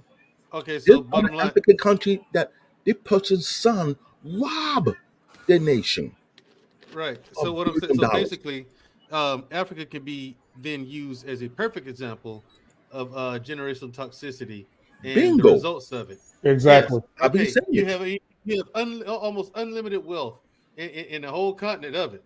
Okay, but you can't get your shit together and And feed that's your why I people. mentioned Ghana. Ghana is the Now, perfect I know example. Ghana, Let me finish this. Tanzania, Congo, Let me all tell you of what them. this. The president of Ghana and the former president of Ghana are former warlords. They used to do the same exact thing. Yeah, They they do the bring same different exact thing. child soldiers. But they made it choose to say enough is enough. We can't keep abusing our own people. So they decide to protect their own country from outside forces, meaning we're not gonna come in and brainwash us and make us play our own people in the same nonsense. So they did the thing politically in the right way. Other countries trying to follow the same fundamental as they were put, but other countries don't care. They like to hold power. You know, you have people who are ignorant with power and money and resource, like they said. it doesn't make you better. It just magnifies who you really are. Is it not so? That's Or am I wrong? bullshit. It depends on the person, but okay. So yeah, I get what you you're have saying. that going on repeat, and knowing Yeah. it's able to go No, against the them. thing is, we know that. Just trying to find out, and you've given us the solution, so thank you. So we've come to the conclusion that if you continue with your generational toxicity, you'll become Africa. Thank you very much. Now, Wes, you didn't get a chance to make your comment, okay? So Africa's fucked up, man. Shut the fuck up. Yeah, thank you. That's to Black David. Now, yeah, Africa's fucked up. So I mean, well, yeah, I just had an epiphany. Nigga, which goalpost you gonna use? Pick one. That one too. Yep, that one too. I just had an epiphany. Just generational toxicity, Wes. What you got for us? I just had an epiphany off of the last part of that conversation. What? I need lots of money to find out who I really am. So if anybody wants to donate to that cause, let's do it. But anyway, why do you need to find out you're a white man in America? Why do you need to? You see the court? I'm in the courtroom now, right here behind me. Guilty. That nigga is guilty. I don't need to deliberate. Hang that nigga now. That's right. I'm missing 40 years worth of. I'm missing 40 years worth of white privilege checks. They get lost in the mail.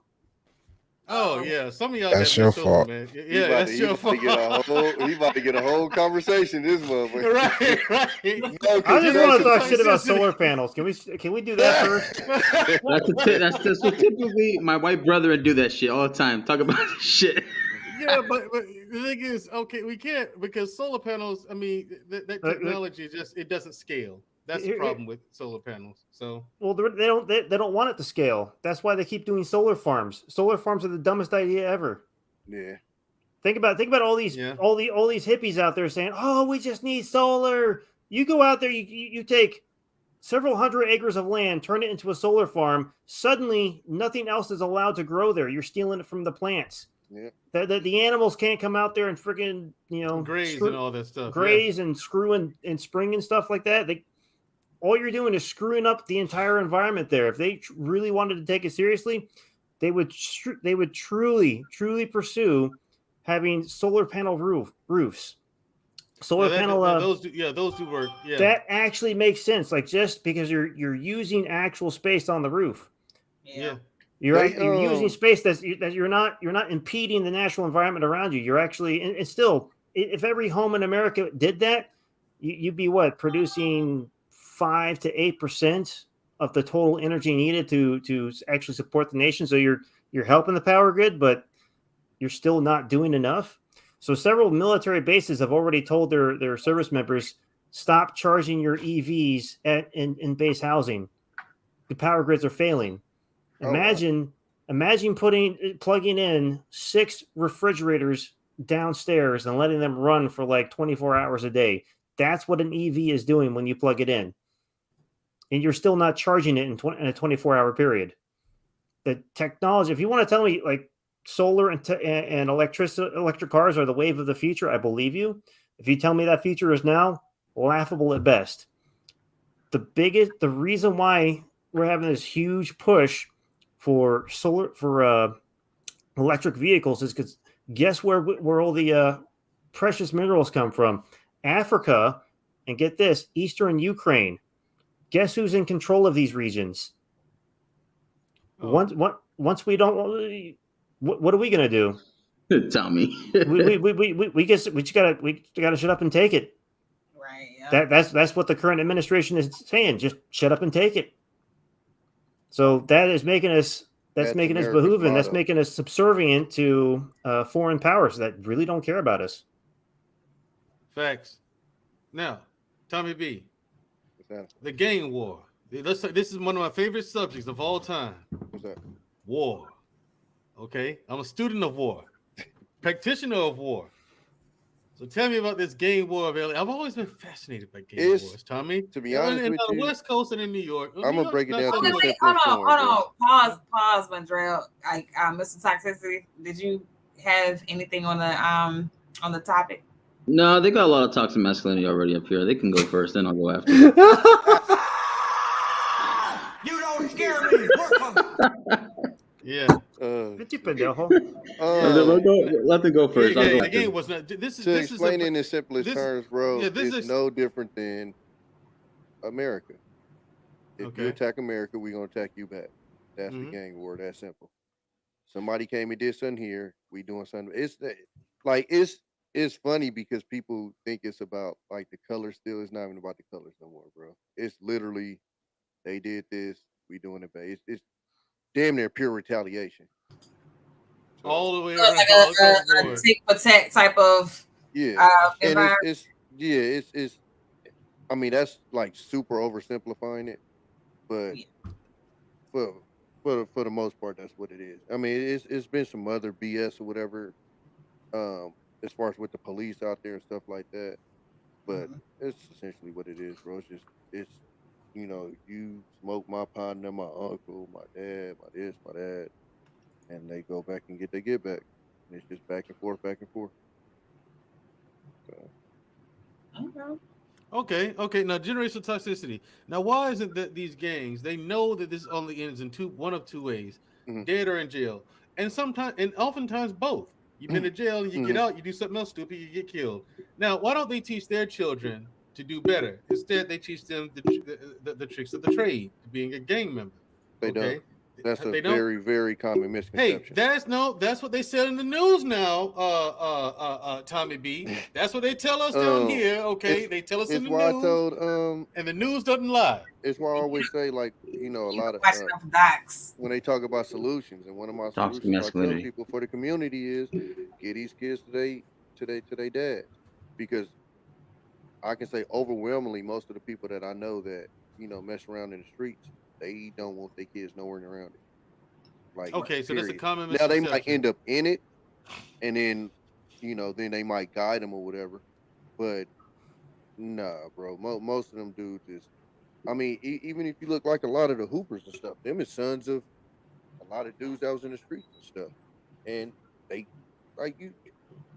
I don't know, bro. It's like you said, like the news and them, the way they portray shit is so ridiculously funny, and you know that just from the job that you had. So it's, but people gonna believe what they want to believe.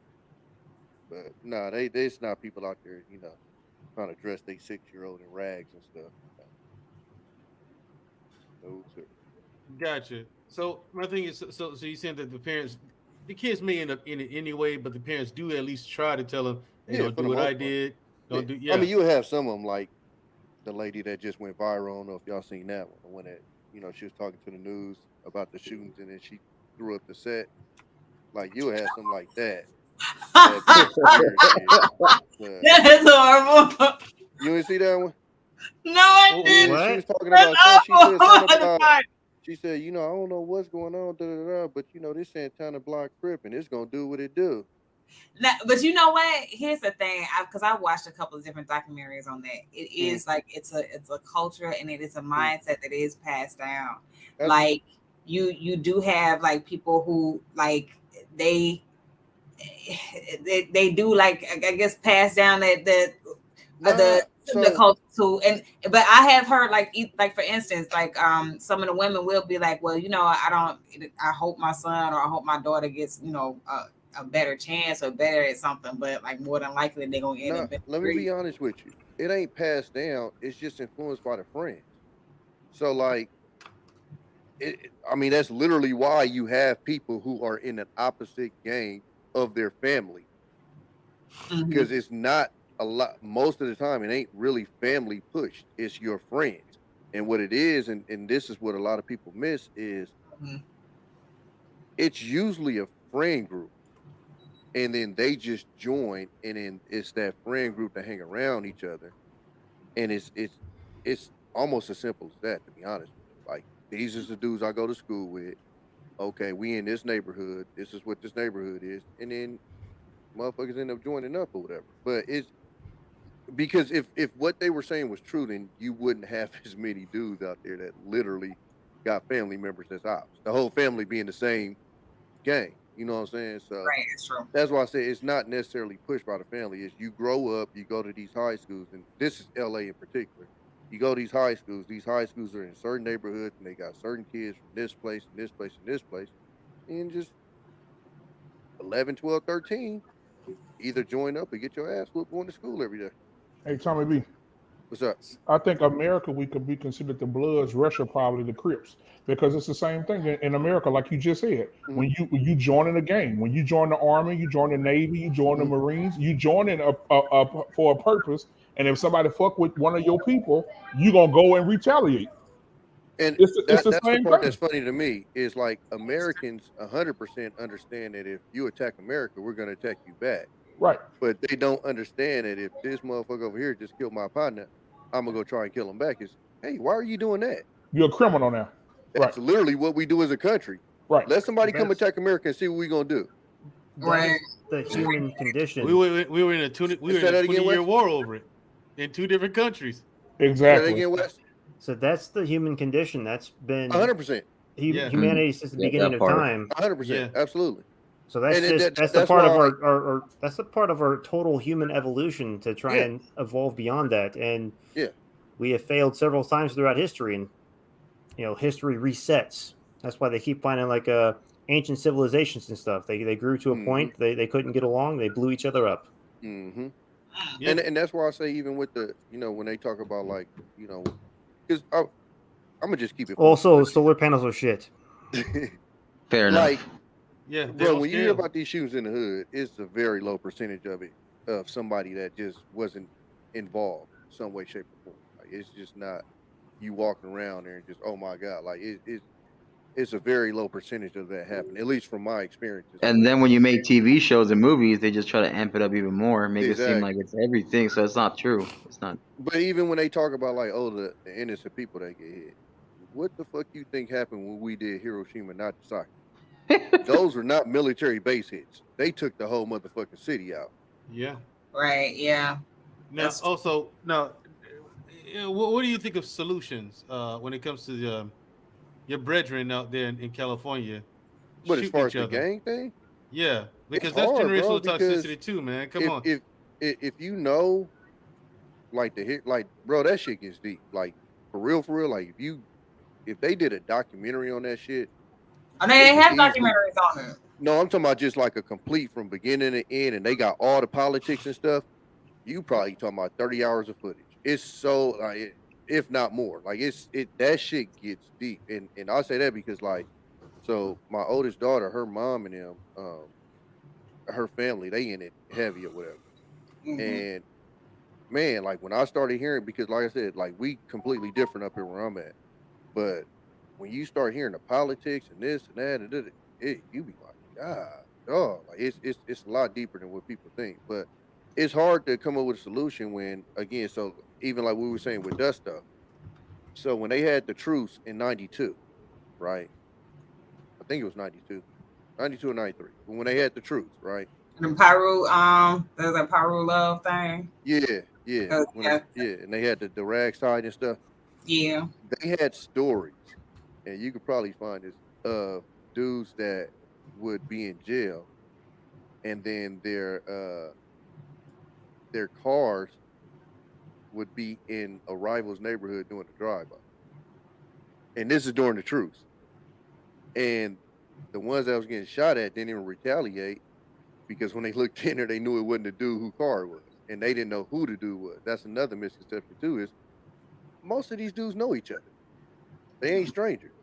You know what I'm saying? So they're telling you that wasn't dude driving his car. Matter of fact, I don't know who he was. Matter of fact, I just found out dude was in jail when this shit happened.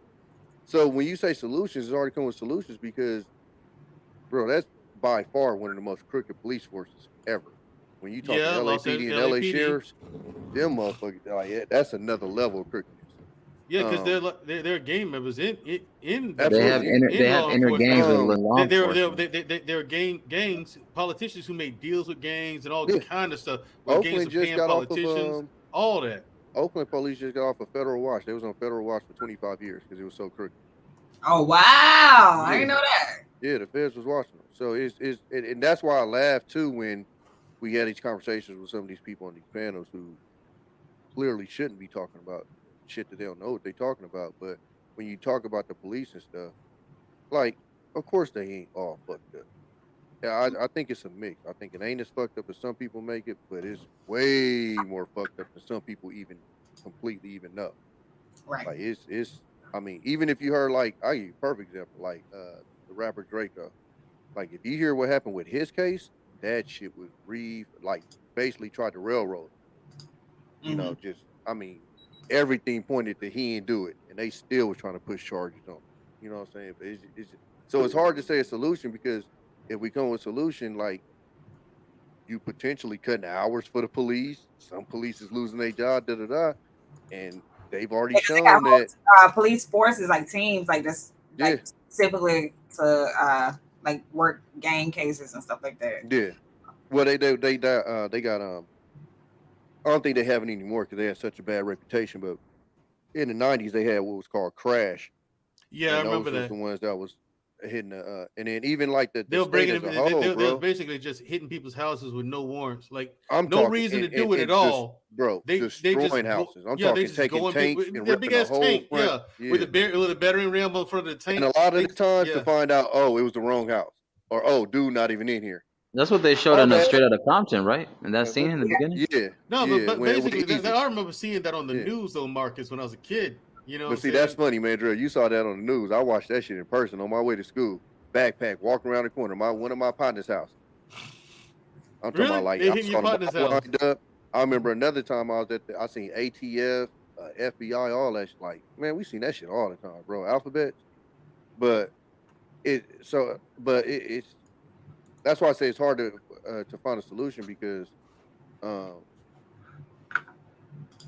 like if you do, they've shown that they gonna try to keep it going. You know, because when you find a solution, all they do is take one spark to light it And back up. that I'm glad you did mention that because when every time I solution to something, it will affect the other opposite of it. They don't want that to stop. 100%. Yep. This is why I would say about my own situation in my own country. There have been plenty of solutions. Problem is, once you implement a solution, the other shenanigans will die out, and the people don't want that to die out. So people who in power who want to benefit from the chaos will keep it going. It has Perfect been example, shown throughout Black David. all Yeah. history. I can speak Once to a you little find a bit of solution for this. something and it will affect their pocket or their business, they find a way to shut you down and hide the truth and the information. Yeah. The problem with people don't want to wake up and believe what's going on behind in their face. And it's like, oh, it's no big deal. It's whatever. Like, come on. 50 years they've been destroying the public education system in New York City. People don't care about what's going on. They move the money from public school and put it in private school. Why you think the global education level we are at the bottom? We're not even top 20. Vegas was just telling the before the Raiders moved there, they was telling the teachers and them they ain't had no money. Then the Raiders said, "Hey, we want to move here." Shit, they came up with meals. Yeah, here's the thing. Like I can speak to this, Tommy B, because remember that big. They're talking about the big drug problem, in the '90s and the '80s, right? Big problem with crack cocaine and cocaine and drugs in the black community, and people like our cousin's husband, the ones that live in New York, Shamaria, right? Right. Yeah. I was talking to him. He asked me what was that about, and I was like, "It's about money." Yeah. The government gets money off of drug deals on the street. Funding and programs. He's like, what? How's that? I said, well, in the '80s, it started with they needed off the books funding for the Iran Contra, right? It started with that.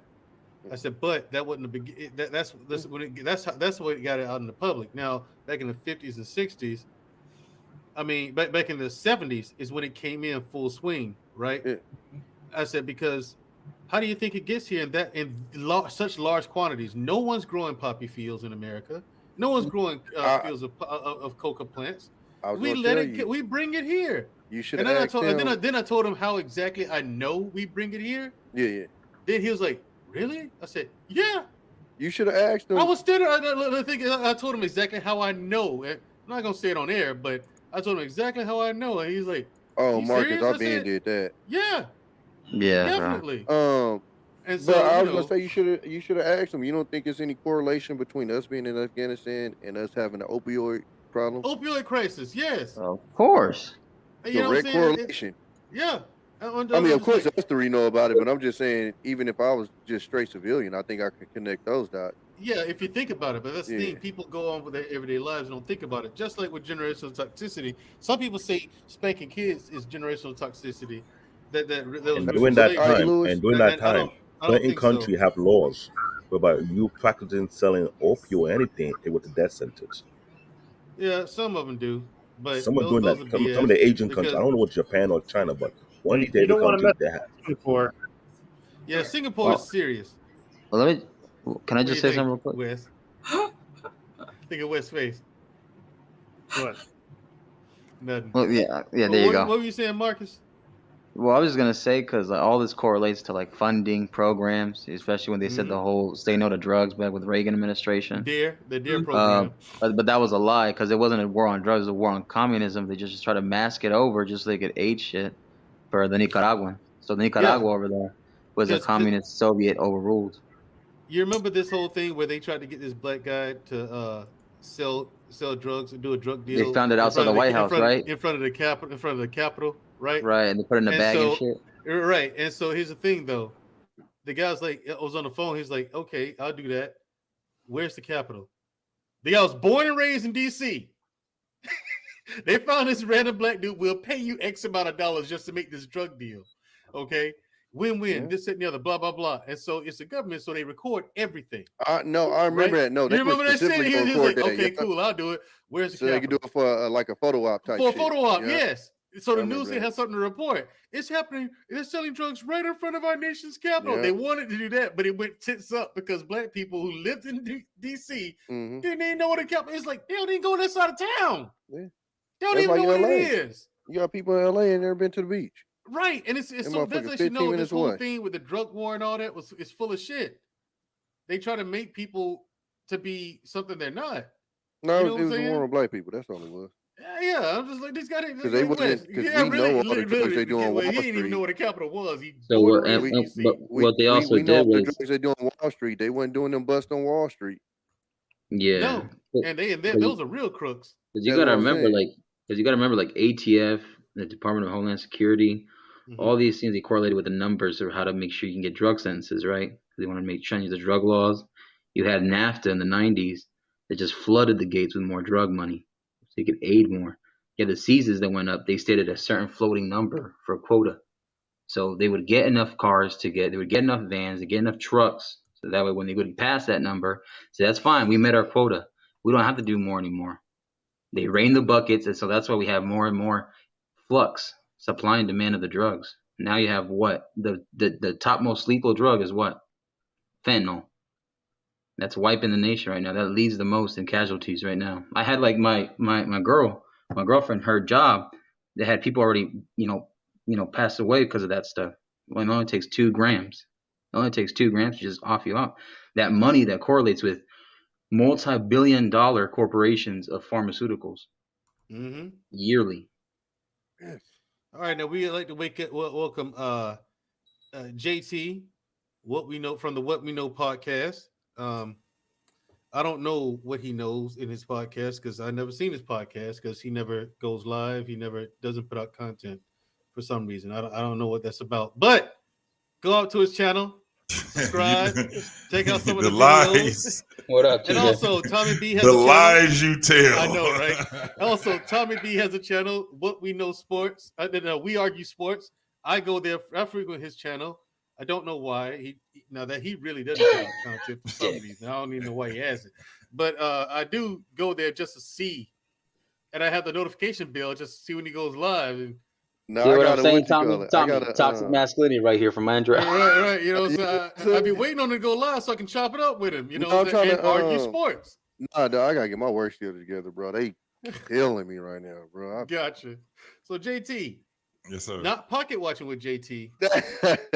What We Know podcast. I'm just saying, hey, JT, bald head, beard, glasses. Right. I know. Listen, I know you people think that we all look alike, but that's not true. For example, he looks like David Lewis, myself, Tommy B. We look nothing alike. Not at all. Yeah, some people say I look like West, but I mean, I don't see that either. So That's what they say. It's just the way you talk. Like that's what it is, Wes. That's what it is. It's just the way I talk. you articulate too much. You sound white. Gotcha. It is what they say. That's exactly what they say. Yeah, Mandrell. Drop out of school, Mandrell. Damn. Yeah, or something, you know. Yeah, what's with all that? What's with all that proper grammar? Damn. Right. We're talking generational toxicity, JT. You know, it could be anything. You know, you see the bad behavior with the children today, and then the way parents, like I said, the most recent for me is when I saw women on food stamps going to the grocery store buying baskets full of junk food and cereal and cookies and all kinds of nonsense, right? Mm-hmm. Nothing that you guys should sit there. You have to sit there and go to a stove and cook, or put in ingredients for a recipe and cook. It was just all fast, microwavable, oven baked stuff. None, you know, right? And I saw a woman yelling at some guy for correcting her child and telling her kid, "You don't have to respect him." Yeah. You know, and now what's that kid gonna grow up and teach their kid? You know what I'm saying? I mean, you know, like the movie Precious, when she's like, "I don't know why you going to that school. You need to go down and get on the welfare." This woman was telling her kid to go get on welfare. I mean, you know what I'm saying? So, I got family members, I swear to God, that might be able to teach the people that work at the welfare office some shit. These motherfuckers know that shit front to back, left to right. Now, if you do this, this, and this, and if you go to page 42, section A, I'm like, Jesus, bro. I'm professionals at that shit, bro. I'm like, God, dog. Yeah, I think that's the first time I really understood where this came from, was the hustle of food stamps that then turned into EBT cards. And then because a lot of these folks, they sold, and they still do it right now, they sell these food stamps and EBT cards, and you're talking about tread lightly, dog. Tread lightly. Oh man, it's too late. It's too late. I done said so much stuff, bro. You better not give up the cheat code, JT. Don't be messing Well, with it's not a cheat code anymore, because let me tell you what happened. They tell on themselves. They go on Facebook and they tell the people that I got an EBT card and it's $2, to whatever. So, Sorry, Mom.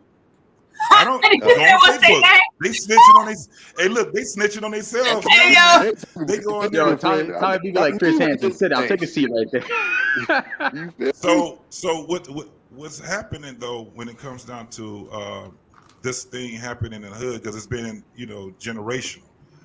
You got this whole thing that's happening now where you have the Republicans are saying that no, we're going to start changing the trajectory where we're going to make the incentive is to have families now. So what they're pushing for is the food stamps and the state assistance be for people that are family, not people that are in broken families anymore. Mm-hmm.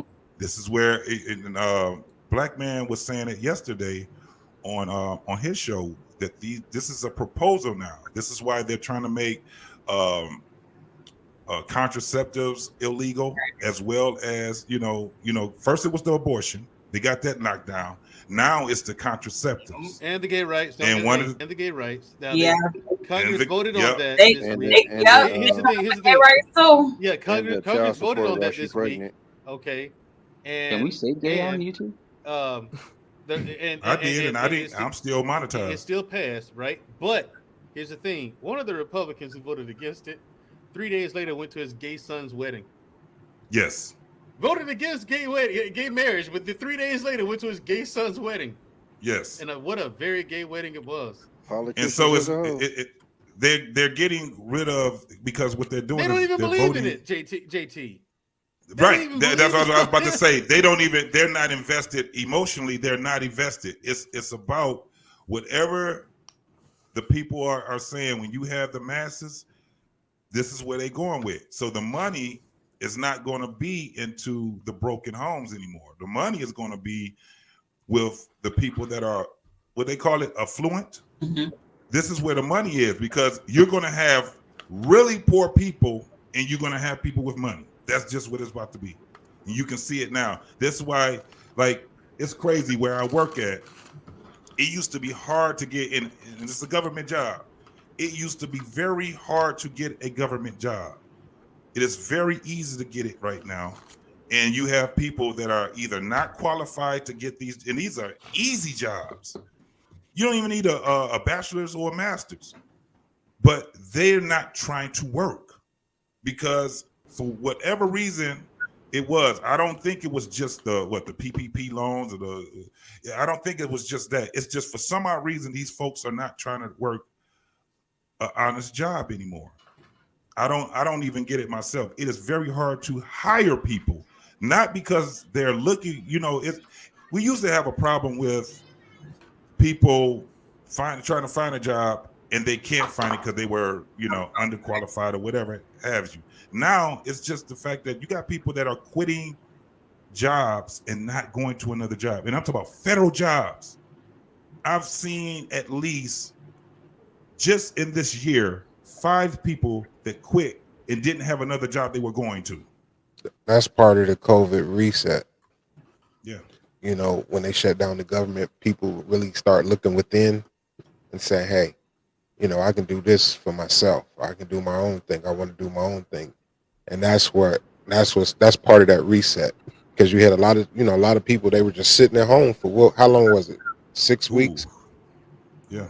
Couple, 6 or 2-3 months just sitting at home, not working. And so they started. Louis, I don't want you just saying it's not just that alone. Let's say based on you living in a that's major part city, of it. I'm just saying that's part of it. I know that's part of it, but let's say you live in a major city, you gotta ask yourself how much time you have to risk yourself going to work, going to this crazy system that they have not been improved, but they keep waiting for the price of like MTA. I used to work for the MTA. The subway system is falling apart. They have been lazy behind it. They have been ripping people off. We have employers who having people work in some weird, unsafe environment. The restaurant industry, the customer service industry, have been losing the most because people realize I gotta work 2 jobs just to make ends meet, and I live in a crazy ass city like New York, which have a lot of restaurants, a lot of hotels, and are they paying their workers well to live comfortably or not? And the so-called housing lottery, which I've been watching for the past couple of years, that's another joke too as well. So people have to realize, you know what? Enough of this. How long would I continue to slave myself to the point where I passed out and died? I had a job. New York has too many Bernie Sanders programs. No, you can't say they had. Where They had did JT go? the college program. The college program was meant for keep people here. Meaning, for example, if I go to a 2-year college and get a 2-year degree, I'm going to work here only for 2 years. If I get a bachelor's degree, which is 4 years, I'll work at university 4 years. That what they mean to say we'll cut down the cost because financial aid student loan was killing a lot of people. I just disappeared for a minute. Yeah, I don't know what that was. But So that was going on in New York City. So I get that. But what in New York City problem was rent was going high, everything was going high, but the salary people were making was not matching that. People are paying more than So here's the 50+%. Yeah, here's the problem, Black David. Yeah, you're not making enough money at your job to afford rent. So why don't I quit my fucking job and make no money? So because that makes more sense. Now, JT. No, they probably got more money off of benefits. Getting on welfare. You know what? I didn't think about that, but that you probably think about it, that, Lewis. That's the sad part. You work a full-time job, you still get more money on government benefits, but those are still temporary. So hey, people are still not wanting to get back to work. Yeah, people still not wanting to get back to work. Now, JT, let's talk solutions. This is a solutions-based show, hardcore. Yes. If you're going to debate anything on this show, you will debate solutions and not the problems. Go to any platform on YouTube regarding any topic, you'll find a list of problems. Yes. So solutions is what we talk here, okay? Name some generational toxicity out there and tell us a solution. Well, first and foremost, we have to, one of the solutions that we have to have as far as, I think one of the biggest toxicities is to be able to create children and not have the means to take care of them. Right. The other part of it is that you're having children with someone that you don't know, like, or respect. As far as solution based, I think that we may have to how do I put it? We have to change it where first and foremost, we may have to start with the youngest ones, teenagers, right? And we have to at least push this whole thing on creating themselves, the men creating themselves. Word. So I think it has to be a little more tough talk for these young men to be able to create themselves to make them more attractive to the type of woman that they want. With the women, we have to get it to a point where they understand what family actually is. Right now, you have young women that think family is the woman and the children. So they don't even understand the men, because a lot of times the men don't even understand themselves because they have no boundaries. They have no, and I'm talking about younger folks, the ones that are in their 20s. We will have to be, as an older generation, we would have to find a way to connect to them because they feel like they're on their own. We had a show before where we had a couple of young folks and then we had some older folks, and it was this whole generational gap. So first and foremost, I think that the first part of the solution, because I don't have all the answers, is that we have to start being a little more proactive into young folks, their lives. And I think a lot of us are not, because we are just letting them do whatever they want to do. We'll argue with them. We'll point out things on, social media and things, but we got these folks in our family that we see that's terrible. They're terrible people. Right. And we're coddling you. This is one of the things I've seen. I don't know. I was watching some video where you had this woman cussing this man out, and he didn't do anything to her. I guess that was her man or something like that. But you know when you see clips, man, it's just, I don't like just watching clips. But you hear people in the comments, they see that she had bad behavior, but you would have a lot of people coddling that bad behavior, where you don't know what she went through, where she could have had this happen in her life. You don't know what he told her, and all these different things. And it's like, well, what are we going to do in real life when we see these people that are just in our family and we do nothing? We don't say anything to them. It used to be at a point where the older folks, the elders, would call out your bad behavior. Some of them did it in a pretty crass way, but you also had the ones that actually paid attention to them and used to be able to call them on the phone. We all got phones now, and you can't even get nobody on the phone. And then they used to be able to, I've had, even though I had my mother and my father in my life, I still had uncles that seen where I was slacking, and they'll pull me to the side. And they'd be like, you messing up. When it even came down to if I wasn't getting good grades in school, I had aunties and uncles. The first thing they used to ask me, how was your, you know how they in the South, how's your studies?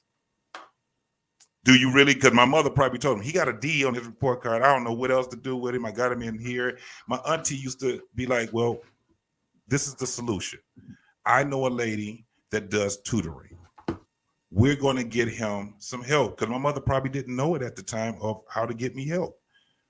My grandmother, at one point, she used to made it mandatory for me and all 36 of my cousins to have to spend time with her, summertime, breaks, whatever it was. And that was the time where she actually talked to us. And she only gave us what she knew, but we had a community that did that. Now we don't. We got people that are highlighting the bad behavior, but they're not coming up, not even just with a solution, trying to just help. So the first thing I would say is we have to be a little more proactive. We have to be a little more proactive. And a lot of people, like, I got 2 daughters that are grown.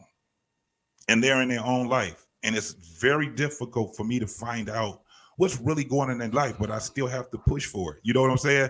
I still have to go and say, my 25-year-old, what's going on in your life? What's happening with your life? They get, they don't really say too much or nothing. And then my 19-year-old, she definitely ain't really telling me anything. But I still have to push for it because eventually it always happens.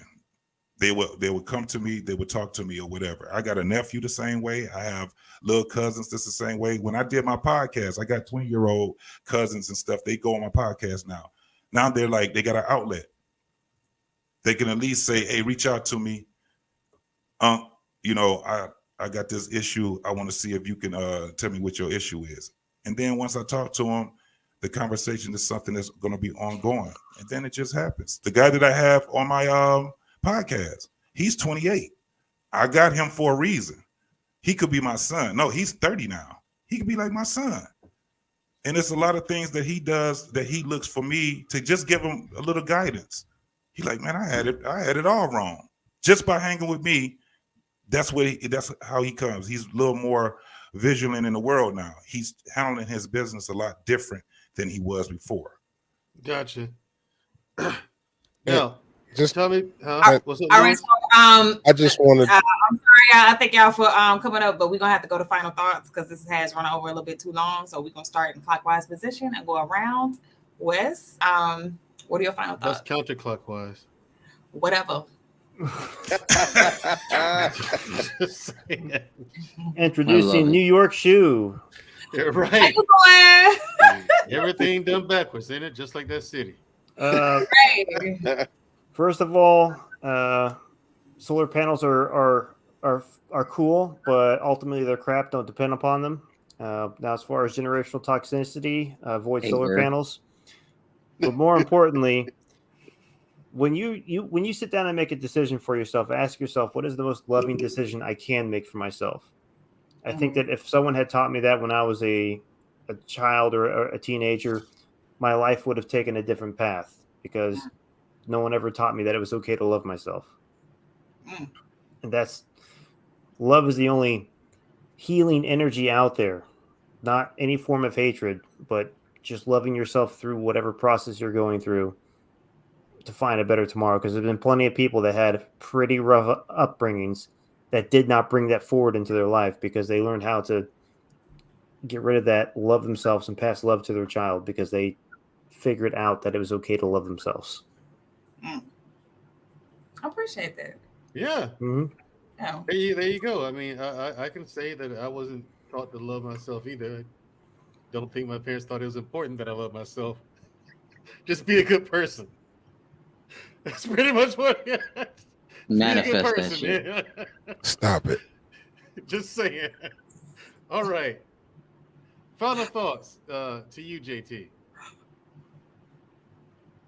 You're muted, brother. Oh, wait. You muted. You're muted, brother. Oh, I thought he was done. You're muted. The most important thing a person can do is love themselves. Right now, I'm just taking Wes. This is talking points. Now, yeah, I already pretty much said what the solution was, and I'm just gonna stick with that. I'll give everybody else the chance. All right, thank you. Yeah. All right, next up, Canadian-born Nigerian, Black David. Let's bring him up to the forefront and let him have his final thoughts. And no interruption from Black Men. Hold on, Black David. Hold on 1 second. Listen, this is how you break generational curses. When you pay people well, but they don't do their jobs very well. I mean, I'm going to have to start cutting pay here. All right. Now, Black David, my apologies, brother. Go ahead. As long as there's no interruption from Black Men, I will say this. Shut the fuck up! I reclaim my time. As I was saying, if you have a solution to neutralize the generational toxicity in your family, stay on it. Don't let nobody convince you otherwise. Don't let no outside forces tell you otherwise. You believe that they're doing that with you because they know that once you hit that solution all the way through, it will negate their nonsense. Stay on it. Keep going strong so that the next generation behind you don't have to go through what you go through. Right. Be a leader, not a follower. All right. All right. All right. Wise words from Black David, the Canadian-born Nigerian. He's a Nigerian born in For Canada. Spent some time in Nigeria for whatever reason. I guess his parents wanted him to go to hell, so they literally sent him there. Now up next. Up next. Thank you, Tommy B. Shut the fuck up! Shut the fuck up! All right. They can say it all they want to, but somebody's not paying attention. I fire people over stuff like that, Tommy B. You know what I'm saying? I can't.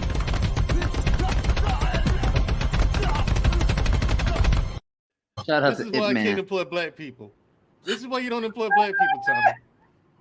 Okay? Then they get mad when you cut their pay. No, look at your performance review.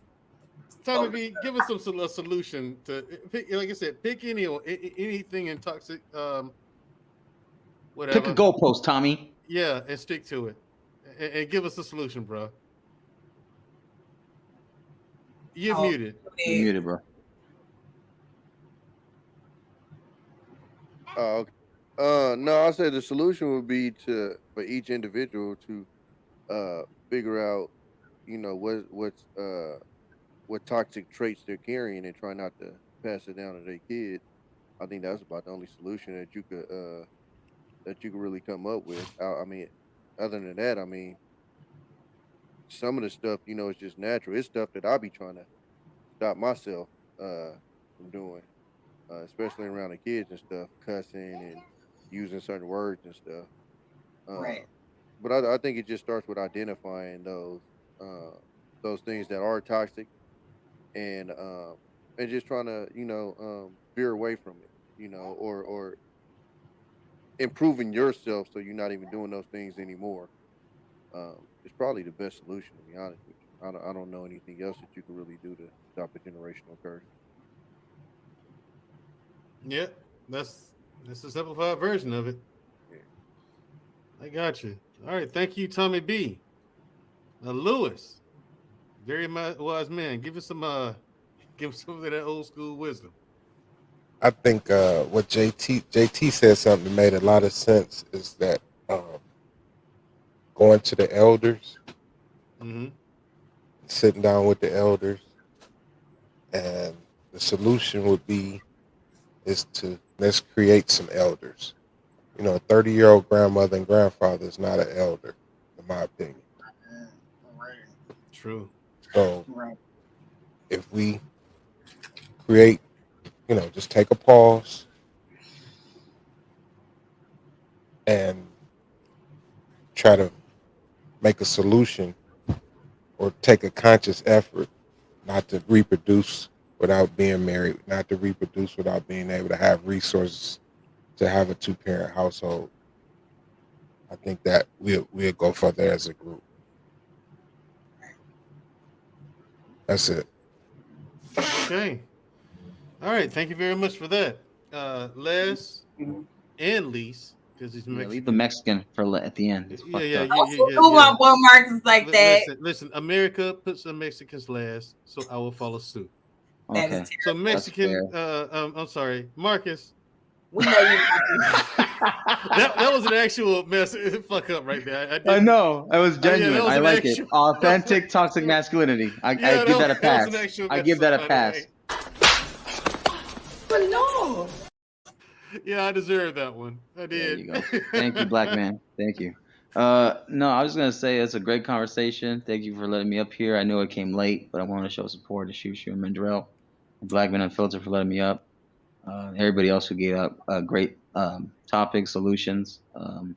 You know, food stamps are not that bad, right? I don't give a problem. I don't give a shit if you take advantage of the program, but at the same time, make sure you're not relying on it all the time either, because you know that's complacency. You get complacent on it, and then it keeps you in that tax bracket and it keeps you down. So not gonna want to keep you get up unless you're disabled, right? If you're disabled, that's fine. I understand that part, but you know, my mother is one, so she gets the benefits there. Yeah. You know, other than that, man, you know, just try not to do crack. You know, stay away from crack, and you know, keep on trucking. Just don't give up. Don't give up. It's fair. Fair is fair, and listen to the elders, and then listen to people that are doing well, and you know, the ones that also aren't doing that well, you can take notes from them to not do what they did. You know, so that's about it, man. All right, thank you very much, Marcus. My brother at arms, right there. Him and Tommy B. They're both veterans, same as me. Not same as me. I was in the Army, which is awesome. Right. So, what are your final thoughts, Mandrell? My final thoughts with this, the toxic stuff is pretty much the same as Tommy B's. You know, you have to recognize what things did you not like growing up as a kid. And no, I'm not talking about whoopings. You're gonna have to whoop your kid every now and again. But the other stuff, cursing at your kids, carrying on like that, treating them like trash, talking to them like trash, that has to end. You know, encourage them to be the best that they can be. And whether they do or not, at least your job is done. You didn't pass on any kind of toxic traits to your child. Right. You know, but that requires a person to be self-aware and to not be a sociopath. There's a lot of sociopathic parents out there, you know, who never wanted kids in the first place. So I say don't do that. Right. You know. My final thoughts would be this: unlearn. There are a lot of behaviors that we have in our culture, in our society, that we have learned that we need to unlearn. We need to unlearn unhealthy conflict resolution, meaning particularly like, you know, being aggressive and being violent shouldn't be your first response to conflict. Poor financial decisions. We need to unlearn that behavior. The first thing you do when you get a paycheck is run out and buy frivolous things that have nothing, that don't bring anything of value. We need to unlearn that behavior. Poor relationship habits, from friendship habits to poor romantic habits. We need to unlearn. It's a lot of behaviors we need to unlearn there. What else? And just in how we relate to our family. You know, on familial relationships, there are a lot of toxic habits that we need to unlearn, and really focus on reprogramming more healthy ways of loving one another, loving ourselves, and functioning in a more practical and more healthy society. But with that being said, thank y'all so much for tuning in and hanging in here. One more thing. I know we went a little bit like all over the place, but eventually we brought it back around. Tune in next Wednesday at 9:30 p.m. Eastern Standard Time, 8:30 p.m. Central Standard Time to Unapologetic with Mandrell and Shoo. And Mandrell, you can talk enough tonight, honey. I'm sorry. I'm closing this out. That was Black David. Thank y'all so much. Me tonight. Thank y'all so much.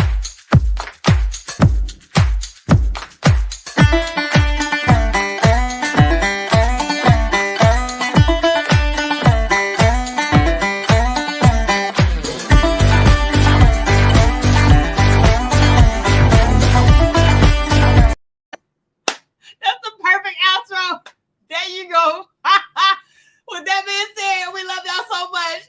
Check back in with us next week. Have a good night.